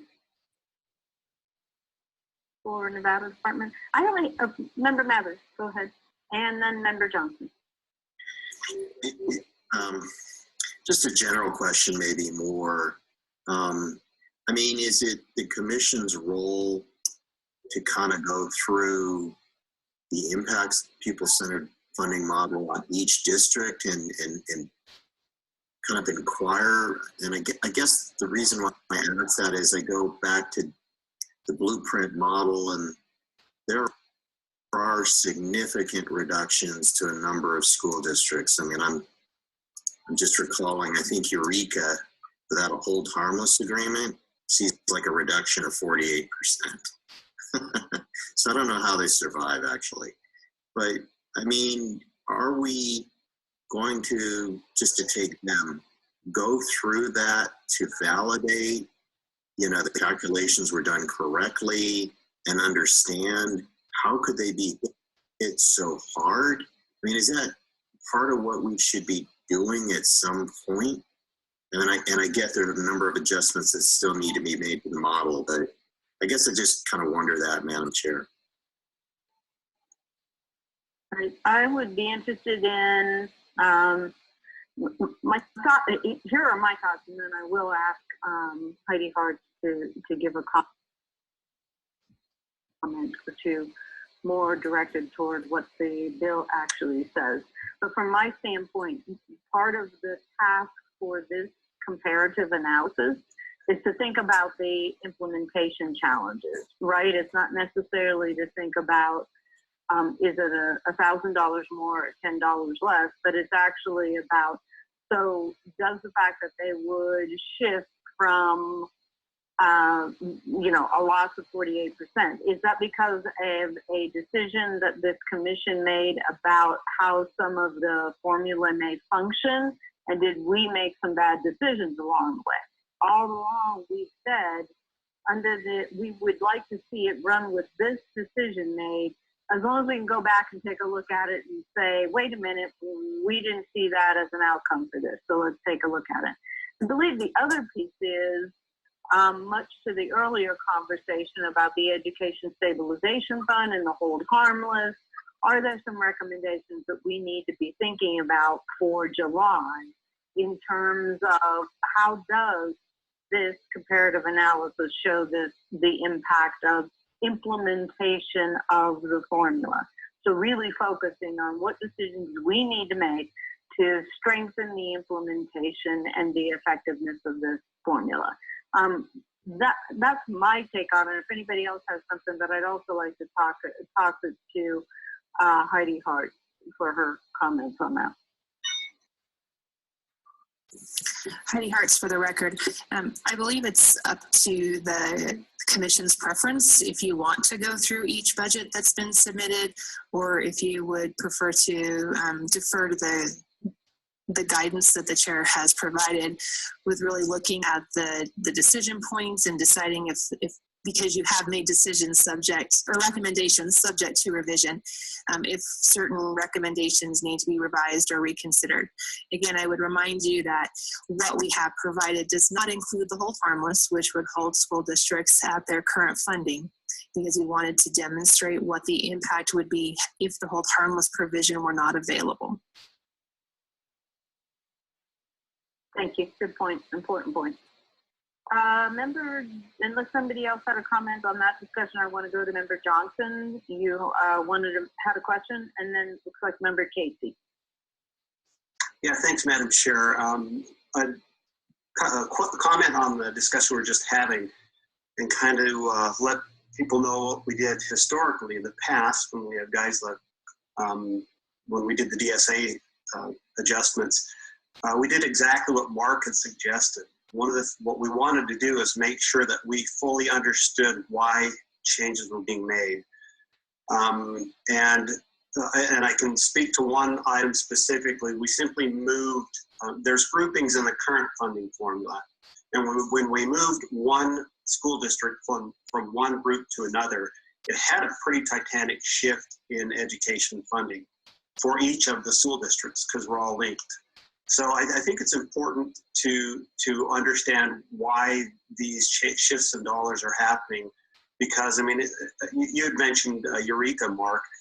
ELCO is another one that I think is going to take a 25 or 30% cut, which, is, 20 or 30% of their staff that they possibly will have to lose over time. I would like to make certain that we kind of understand that better, to maybe see that we missed something in the formula, whether it's a density factor or some fiscal neutrality factor. And I've got some hints from former Superintendent Jeff Zander with respect to that, so that maybe we can better understand the impacts and create a better funding formula. That was the one thing I want to talk about that. And I have a question on a different topic, Madam Chair, whenever that's appropriate. Does it relate to the current agenda item? Oh, all of a sudden we can't hear you. Yes, it does. It has to do with the information. First of all, I want to thank James and the Department of Education for the work that they've done. There was a big fear about the depth to which we were going to have to prepare budget documents based on the language in here, and I think they've done a great job of simplifying that for all of us. So kudos to James and all that hard work, and Heidi and Megan and the team. Really appreciate what you guys do. One of the concerns that I had was looking with the differences that were provided in the document that James provided versus the formula that Jeremy had. The amounts are different. And that's kind of the concern that I had the other day. Whenever there are different numbers, those are things that we have to explain and be prepared to mention. And in talking to Heidi, one of the reasons, and Heidi, you can correct me if I'm wrong, one of the reasons that there can be differences is that when we prepare documents, there is a snapshot as a point in time, and these versions of the model are updated after that fact. So it is possible, just like when we prepare our final budgets, that facts and circumstances are going to change after the fact, and those numbers may be different. And that was the discussion I was mentioning yesterday, is that if we're having two different sets of numbers, it can be confusing to us as members and to the general public. And I just kind of wanted to point that out. And I don't know if Heidi wants to follow up on that. at all or not. But I received a great explanation from Heidi on that and was comfortable with the process and what they're doing. And I was also sensitive of the volume of work that they have to do and was hoping that we might be able to gain some efficiencies and reduce workload. But she has assured me that, you know, they're doing everything they can to streamline and do things the best that they can. Okay. Heidi, I don't want to skip the opportunity if you want to make a comment about that. I do think timelines are something that will end up in our, as a component for our item 6. I do have member Casey on deck and member Mathers on deck. So Heidi, did you want to respond to member Johnson, or we can move on? Heidi Hartz for the record. I did want to acknowledge that James did go through the budgets for each school district that you have for you today and updated the revenue tabs to reflect the revenues based on the model that Mr. Agero provided over this past weekend. So they should match the model. Thank you. Member Casey, then member Mathers. Yes, Member Casey for the record, and thank you to NDE. This is a ton of work. I can't even imagine. This is more of a procedural question, and maybe this is for you, Madam Chair, but as we dive into this and we have questions, just tying out numbers and kind of going through this stuff, should we be directing those to NDE, to James specifically, or how would you like us to go about that? Actually, I'm going to look to Heidi Hart for a response to that, because I think she actually has thought about that item. For the record, Heidi Hartz. I believe the process that we currently have in place, Madam Chair, is that when commission members have questions, they send them to the Department of Education and they carbon copy you. Okay, just wanted to make sure we were sticking with the same one. Good. Member Casey, does that answer your question? Perfect. Member Mathers. So, thank you, Madam Chair. I mean, I know it's not a goal of the new funding plan, the pupil-centered funding plan, to do this, but you know, in the current Nevada plan, at least while I've been a school district CFO, I always look at the changes year to year in the per pupil amounts by district, and I'm surprised, at least in the last several years, at the great disparity in changes year to year in that per pupil number between districts. I would have expected, coming to school district land, that things would have kind of flowed all pretty much the same for at least like-sized districts, and it doesn't.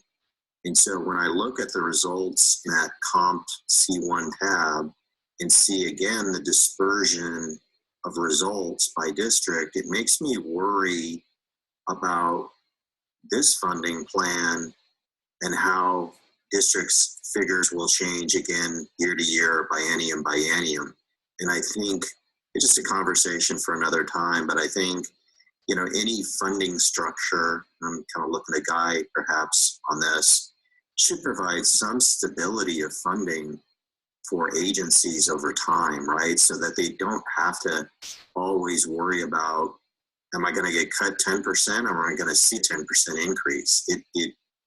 So just throw that out as, I think, an issue for school districts and how they plan for the future and do long-term planning and do budget planning. I hope this new funding plan provides greater stability over time, but I'm not sure that it does. So I'd be interested in seeing a multi-year kind of forecast and how districts' funding by weight and base would change over time, so we could evaluate that as well. Okay, Member Jensen. Thank you, Madam Chair. Dave Jensen for the record. I think my thoughts and comments kind of piggyback with what Member Mathis just shared. One area that we've talked about, and we recognize that this formula didn't address density, so we tried to address that with the small schools and the small districts. But this gives us a unique opportunity. If we really want to know the impact, that we use these numbers for that staffing analysis piece. We think we've got a component in that in the small districts, small schools, but we really don't know. And we don't have to do it across all 17 districts. I recognize that would be a monumental task. But Clark and Washoe is our two biggest. I think we really need to look at Elko that has all those attendance areas. And we could use something like a Carson, Lyon, Churchill. And I think we'd get a real quick ability to see what really are these impacts. And then I think it goes to what Member Mathers says. And now we're going to be able to see and start to project what's going to be the impact over the next several years. So it would be my suggestion that as we go through this, as we as a commission really want to understand impacts, we've got to have that staffing analysis piece. Thank you.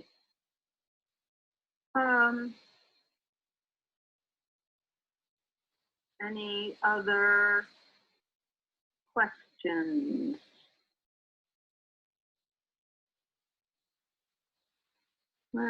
Seeing none. Heidi Hart, oh, I see. No, wait a minute. Member Hobbs and maybe Member Mathers. No? Okay. Member Hobbs. Madam Chair, and maybe this would have been a discussion as a part of item number 6, but to the points that Dave and Mark raised. You know, it occurs to me that, you know, and right now it's sort of difficult to talk about forward projections because of the current situation that we find ourselves in. But, you know, I would have thought that with a guaranteed amount that would be rolled up by inflation and enrollment, and the requirement placed upon the governor and the legislature to fund education at those levels from year to year, it would have brought more stability to the entire program than what we've had in the past, which was subject to variation for so many reasons, including legislative prerogative, right?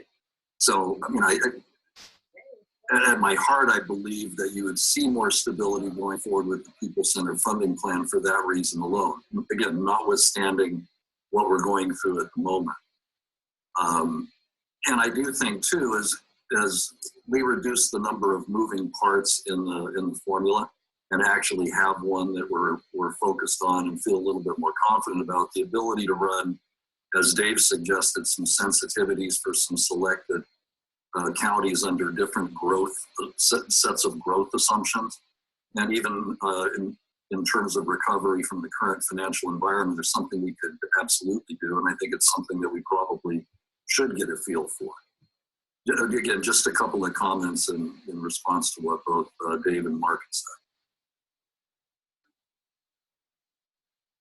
Thank you very much.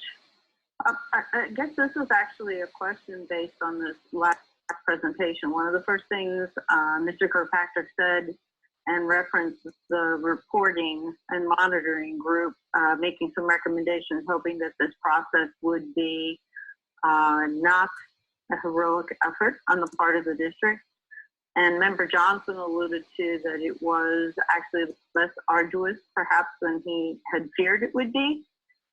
Since we've got a few CFOs on here, I guess I'm just looking for, did you expect it to be harder? Is there some way that was it hard? Was it easy? Was it as monumental as you thought it would be? Was it real? There's no data. We didn't measure nothing. Member Mathers? No? Yes? We brought no data to the table. I mean, candidly, I wish we had not included internal service funds, debt service funds, and capital project funds in the analysis, because I think it increased the work and didn't really get to the heart of the question of, right, how does the new model affect our operating funds? So that was my comment, and I wish we wouldn't include it. I know that's part of our overall total budget, but it makes the comparisons more difficult. Gotcha. This is Dave. Back what Mark said. I think we had a number of exchanges with James on that very issue of debt service proprietary funds and questioning why they were in certain categories. So I agree with Mark. We didn't find it a huge undertaking. We still have some questions about it, but James and Heidi are great about answering those. We just questioned why some factors were included. Gotcha. Thank you. Good feedback. I couldn't tell. Member Johnson, was that a maybe I might want to say something, or okay? Yeah, well, I think, you know, when we first talked about a budget comparison, there was concerns, and I think it was from Jason, about the length of time that you would have to do a full-blown budget comparison. So in respect to having a comparison that complies with the language in the statute, I think we came up with something that was as easy as it could be and provide a comparative analysis of revenue and expenditures. So in that respect, I'm very thankful for what NDE did, and Heidi and James and the team at NDE. So I think it was a much more condensed version and did a good job of trying to identify a form that is currently in the budget templates that we have to provide to the Department of Taxation. So I think it was, I think in that respect, it was a good product, and I think it minimized the amount of work that we needed to go into that. So I thought it was a good compromise. Okay, good. Thank you. And by the way, just for the sake of it, that my question was on behalf of Lisa Morris-Hibler, because I know that she asked that a few months ago. So I wanted to make sure we got that in there. She was concerned about the member Morris-Hibler, your concern about districts and the impact of this. I thought I'd ask. Thank you. I appreciate that, Madam Chair. Okay. Member Hobbs. Sorry, Madam Chair. Thank you. And this really isn't on exactly the same topic, but you know, we were talking a bit earlier about the impacts of the revenue situation that we're going through and how the legislature and the governor would appropriate for education. And this is maybe a question for the AG's office, and can either come back to us later in the meeting today or next time or by way of email. But section 2, subsection 2 of the bill itself speaks to the way that the legislature, it's the responsibility of the legislature to adequately fund education. Now, of course, when all of these words were written, I don't believe that the pandemic was really in the forefront of anybody's thinking. But I'm just wondering from the standpoint of the way the bill is written, how that requirement actually would come into play in a down revenue environment relative to adequately funding education. A little off topic, but thought it might be helpful if we got some guidance back as to how that might be interpreted and how the legislature may have to interpret that. Mr. Oz, did you want to ask any questions or have a question about that request? Heidi Hart, do you want to have any questions? I think that sounds like let's talk about future meetings, but I don't want to dive into it, and we can hold it till the end of this meeting when we talk about future. Yeah, I'm happy to, this is Deputy Surgeon Dragot, happy to take a look at section 2, subsection 2 of SB 543. I agree that these radar when these words were written, and I think that the ability and the obligation to adequately fund education has been with the legislature, will continue to be with the legislature. But I will look at whether SB 543-2 has any special implications with regard to that. Thank you. Thank you very much. Okay. Any other questions about this specific? Remember agenda item 5. So Member Mathis. So I'm not sure that this is, thank you, Madam Chair. I'm not sure this is related to item 5, but what Greg just was talking about, there was no contemplation of a pandemic. I know that because none of us were contemplating it. However, there was, there's something in the bill that says, to the extent practicable, that is the term that is used, and that decision is in the governor's hands. And so as a practical matter, that is going to be something that we know is coming, and we don't know what that's going to be. It will be less money, I suspect. I'm not sure how any of us can not think that. Like, I think that's sort of, there's an inevitability to that. For us, though, ours is to put together the formula. And so that's the plumbing. I'm going to go back to this plumbing analogy. It's the plumbing. And then there's that question about the resources that flow through the plumbing. It shouldn't change the principles that we apply in terms of solid plumbing structure or equitable plumbing structure, a contemporized pupil-centered plumbing structure. That was sort of the intent. Then adequacy was part of what we hoped we could achieve by having transparency and some rhyme and reason in what we could talk to the public about as a way to make the case for adequacy. I think that becomes increasingly more complicated, and our job is still to declare a 10-year set of objectives on how to get from land of poor funding into land of better funding, now further complicated by a pandemic that's going to hijack the state budget for the upcoming biennium. But I think those, to me, are outside the fundamentals of the actual formula itself. Because the formula is going to be the formula, and the adjustments will be the adjustments, and the weights will be the weights based on our recommendations, whether there's lots of resource flowing through it or diminishing resource flow through it. And it's got sweeping implications on every level. But I don't know that it changes, for me, the sort of job description that is ours. So I just want to observe that.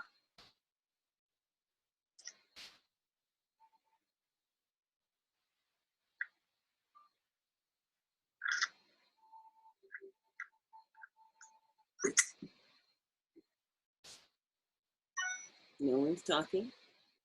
Madam Chair, you're on mute. Thank you. And I was doing so well. You were doing well. All right. Moving on to not seeing any other questions on item number 5, let us move forward to agenda item number 6. Discussion and recommendations based on comparative analysis of the Nevada Plan and Pupil-Centered Funding Plan. And I want to reiterate that the topic of recommendations will appear on the June agenda and the July agenda. So while this item actually says information, discussion, and possible action, I don't want you to feel that we have to make decisions today or make recommendations or motions today. Certainly, if you have some, or we feel strongly as a commission to move forward with a motion and a recommendation today, we can do that. But I do want us to feel that we have the time to be able to thoroughly explore those areas that we think are important. What I heard, and then I will turn it over to Heidi Hart to present this agenda item. But as we were talking earlier, I certainly heard items that we had question marks or concerns about between yesterday and today that were focused on things like timeline. And yesterday we talked about the staff, so weights and staff. If you're going to use your weighted money to be able to address, to hire staffing, then how are those separate? So that concept of timelines, a point in time, as well as reporting timelines, staffing. I heard some question marks in terms of, I think some of those areas, like with, Member Mathers talked about additional dollars that are moved from district to charter. So some of those other things, I want you to start to think about sort of capturing that list of thoughts that you have around those recommendations. And with that, not to take anything away from the presentation from Heidi Harson, Nevada Department of Ed, item number 6. Heidi Hartz for the record. We did not prepare a presentation specifically for this agenda item, other than our request that we could repeat the process that was used yesterday afternoon to discuss areas of concern or possible recommendations, keeping in mind that the intent of today's conversation was to focus in on information that was gathered and discussed when we did the comparative analysis of the NDE budget and the school district budgets under the 2 models. Okay. And maybe presentation was the wrong word, right? Any thoughts, recommendations in terms of extending that? Do you want to take the time between now and the next meeting to move through each of those accounts or those budgets? Do you have recommendations now? Do we want to be able to start a list of recommendations?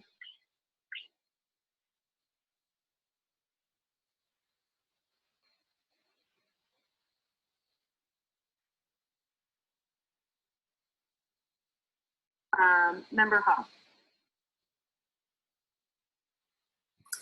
Madam Chair, it might be productive to begin by identifying the topical areas that, maybe assemble a list, some of which might be easier to digest than others, but maybe just identify each of those areas where we feel we have some additional discussion and a possible recommendation to make. Perfect. So do you have one to start? Madam Chair, that was my recommendation to make a list.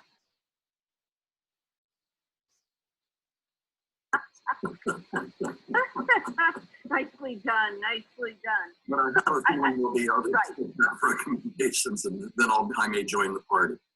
Right.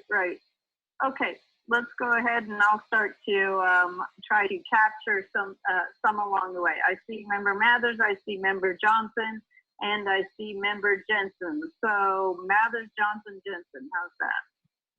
Okay, thank you, Madam Chair. I've got three to start. I think we talked about applying a COLA to the hold harmless amount. That'd be number one. Number two was some recommendation regarding the prohibition against use of weighted funding for salary and benefit increases or to resolve collective bargaining issues. And then number three, I have as amending and clarifying wording regarding that 16.6% fund balance requirement or cap. So those are my first three. Alrighty. And Member Johnson. Well, Mark took two of mine. Stole my thunder. The important thing for me was the COLA and the concept of hold harmless, and I think it's worth reinforcing the fact that that is something that has to change, and funding needs to keep pace with inflation at a minimum.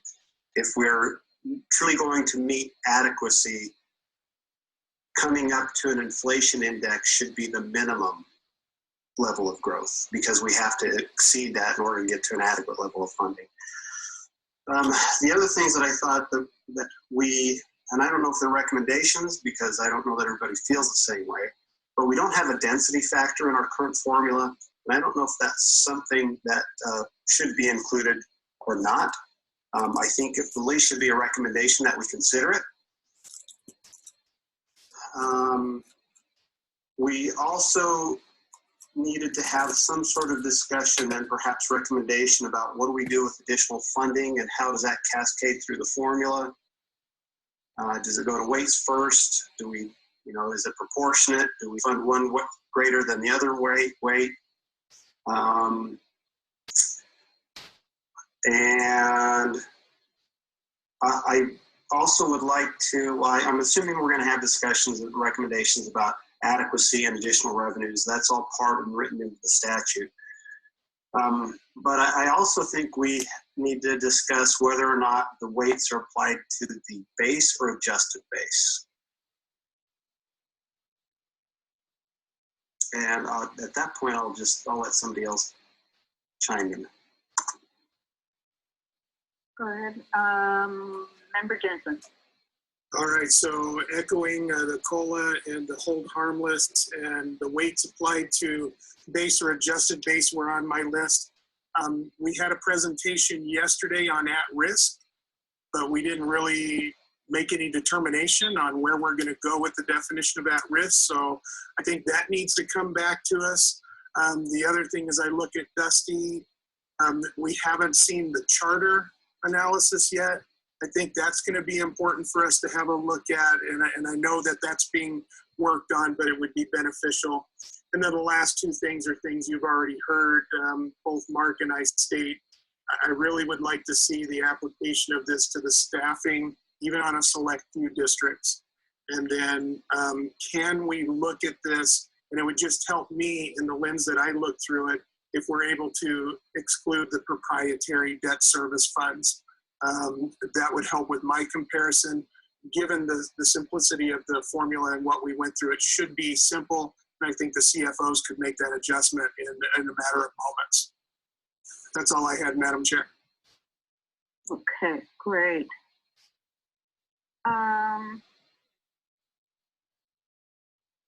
Any other? I am going to say, and I think this is probably a check. So I think I'm hearing a combination of requests for the future. And so I'm just going to clarify that, and maybe we push it to item, the item on future agenda items. It sounded to me like looking at density factors, staffing, and then I'm going to use the words that Member Hobbs used earlier in the meeting, which is sort of sensitivity tests. So how does the model react to certain changes? And I guess I'm going to look at Heidi Hart and say that to me sounds like a future agenda item, maybe working with Mr. Agero. So does everybody agree those are more future agenda items than recommendations necessarily? Okay, I'm seeing a lot of nodding heads. Oh, I saw a hand. Is that a comment or a yes? Go ahead, Member Johnson. It's both, and thank you, Madam Chair. I agree that we need to have some discussion to find out whether or not the entire group would like to make that as a recommendation. So that certainly makes sense.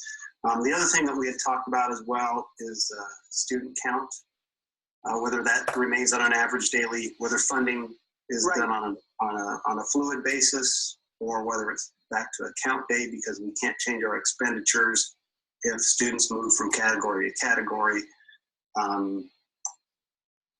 And I've lost the other factor that I was going to talk about while I was talking about that. But so hopefully somebody else will remind me with discussion that takes place. There you go. Okay. Been there, done that.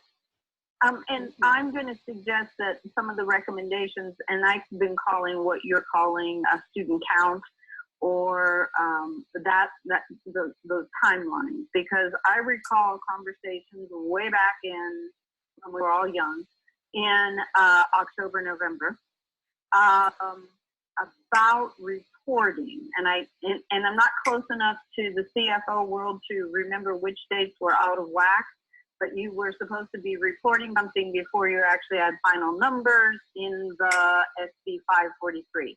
So I don't recall the details, I just recall the general concept. So I think that concept of timelines, does the money flow, can the weights be changed and the dollars flow in which timeline, and then reporting timelines going with that.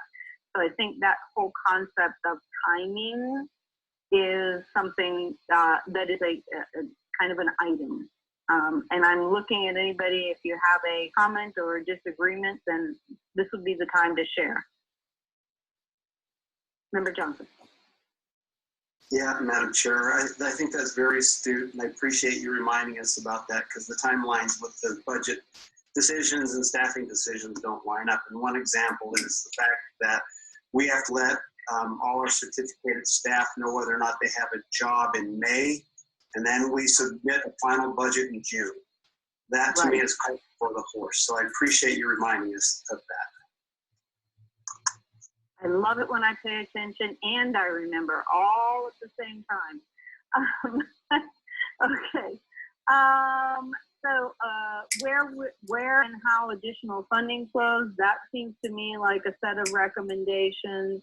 Weighted and adjusted base sounds like a set of recommendations. The discussion around at-risk and charter analysis sounds to me like a conversation requesting for items for the future. So let me recap what I think I know, and then you all can contradict or add, whichever way you want to go. So I hear recommendations around COLA to hold harmless, use of weighted funding, especially in terms of the staffing component, and negotiate or wages, I guess I'll say it that way. The end fund balance, 16.6%. Timelines, both reporting and student counts and allocations of dollars.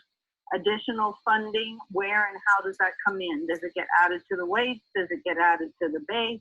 And then are the weights added to the adjusted base or the base? I'm hearing those. For future items, I'm hearing density staffing, sensitivity testing, at-risk, and charter analysis.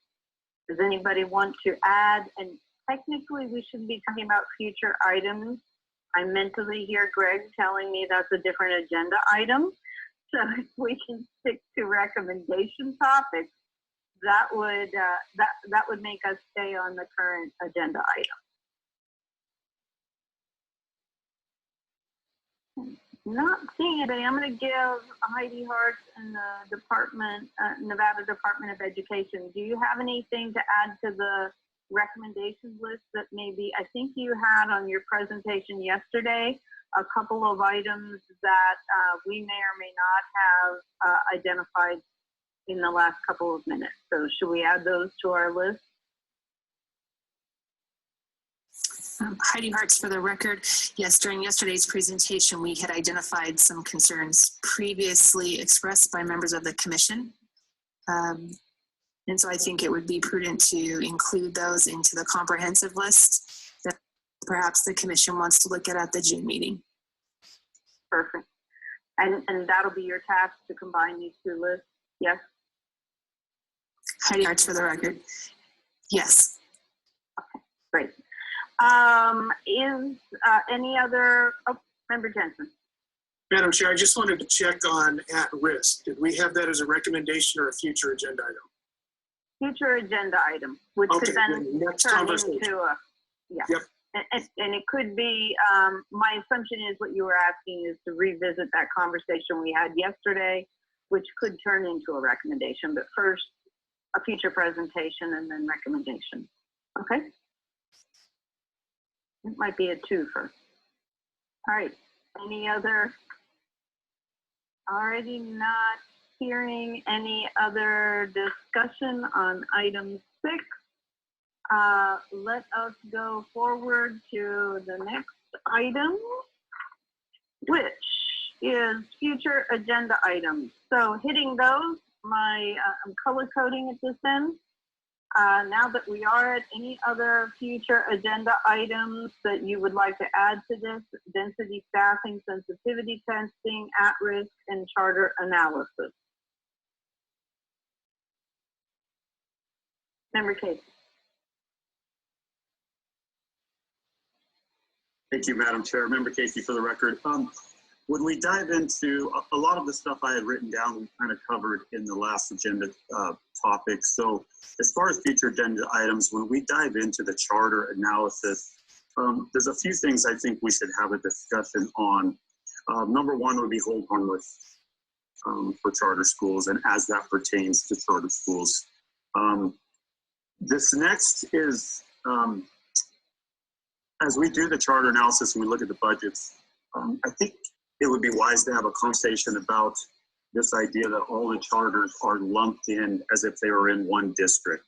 I think there needs to be a conversation about disaggregating that and looking at charters as far as where they're located, the markets they're in, et cetera.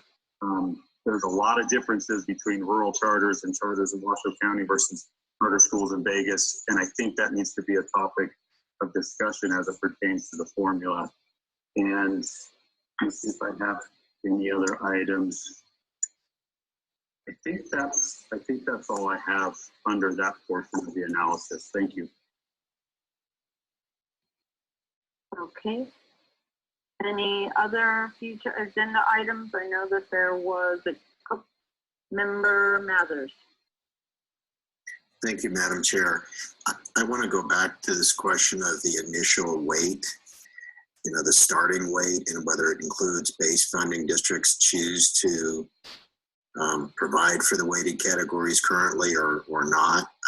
I thought I heard a consensus or comment that had been decided at the last meeting. And I wonder if that's true, then I don't think we need a future agenda item. But if there's still uncertainty on that issue, I think we need to settle that because it affects the model results. And I know Jeremy has set a toggle feature to go back and forth, but the results we're seeing assume, for instance, for special ed, a starting weight of 1.5 in the model versus a lower amount. So I don't know where we're actually at on that issue, if there was a consensus or vote before or not, but if there's not, I just think we need to settle that. And I'm going to do a check with Heidi Hartz, but I believe she confirmed that the decision was to focus on the state funding coming in, and so that she's going to work with Mr. Agero to redo that. But I still think it needs to be on a future topic, potentially part of a recommendation, which is, I guess, is there still a concern, I guess, on the part of this group that with special education and the maintenance of effort, as a district makes the decision to move dollars over, does that, how does that weight, does it impact the weight? And I don't think it does, but maybe we just need to revisit and confirm that at a future agenda item. Might be the same thing you're thinking, Mark, but I'm just not saying it as precisely as you did. So, but Heidi Hartz, can you just quickly confirm that's what you said, that in the previous meeting, we did indicate that the current weighted amount is the dollars through the state, and you were going to work with Mr. Agero to revise that. Heidi Hartz, for the record, yes, your statement is an accurate reflection of what we indicated earlier. Great.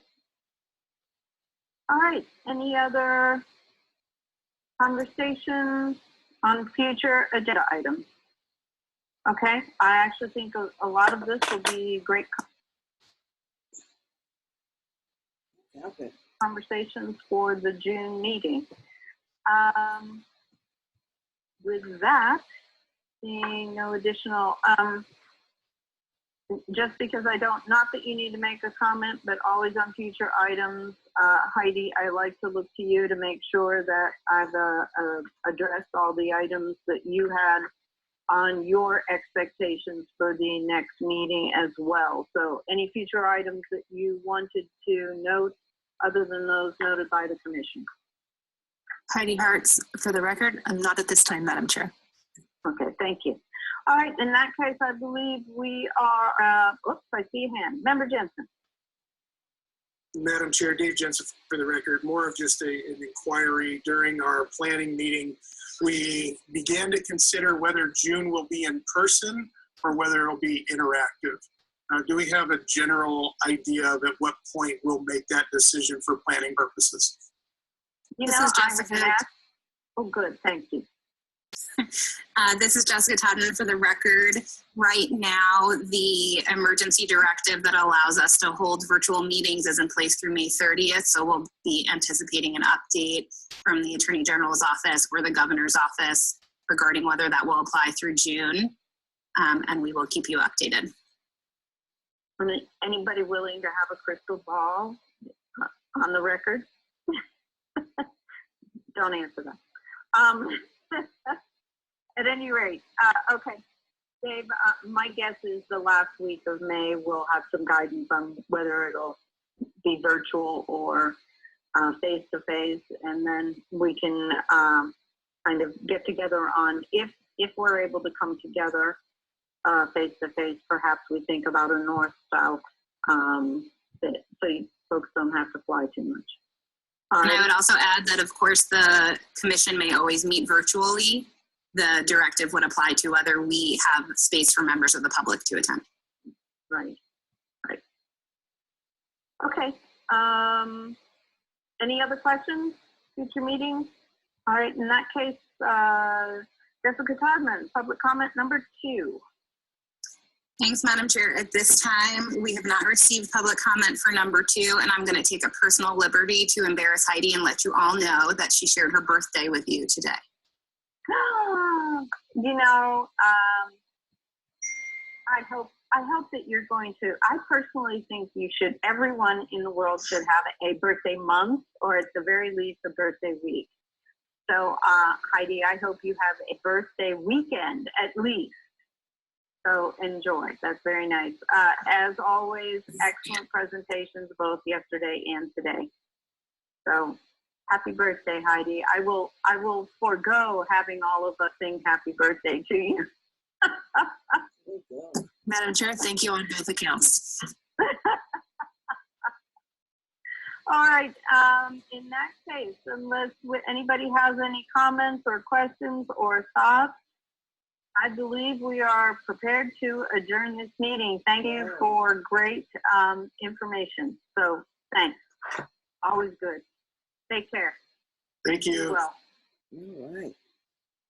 We're all logging out. I can stop sharing that. And I want to go back and share the screen, see what else I have here. I had something else here. What was that?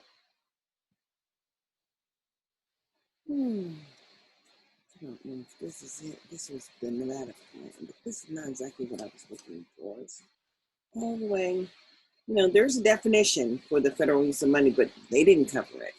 I'm going to go back to like one particular one I had. What is that? Okay. I was going to look at.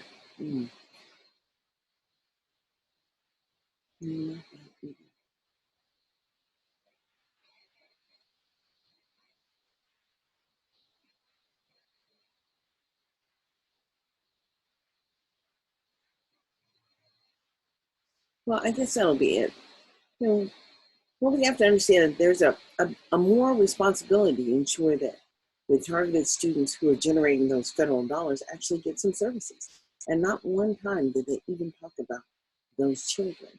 And they haven't decided as to an at-risk factor of who those targeted children will be and how services happen for them. So I find it just amazing.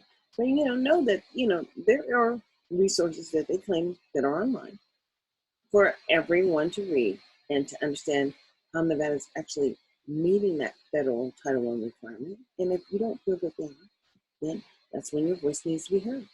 Because I don't feel that they are. And so that's why you're hearing my voice. So I'm going to upload this on my Facebook page and on my YouTube channel. And I will say, stay tuned. We're going to upload about 3 videos almost at one time because that's what I've covered this morning. And I'm looking forward to getting back to you soon. So until then, have a good day.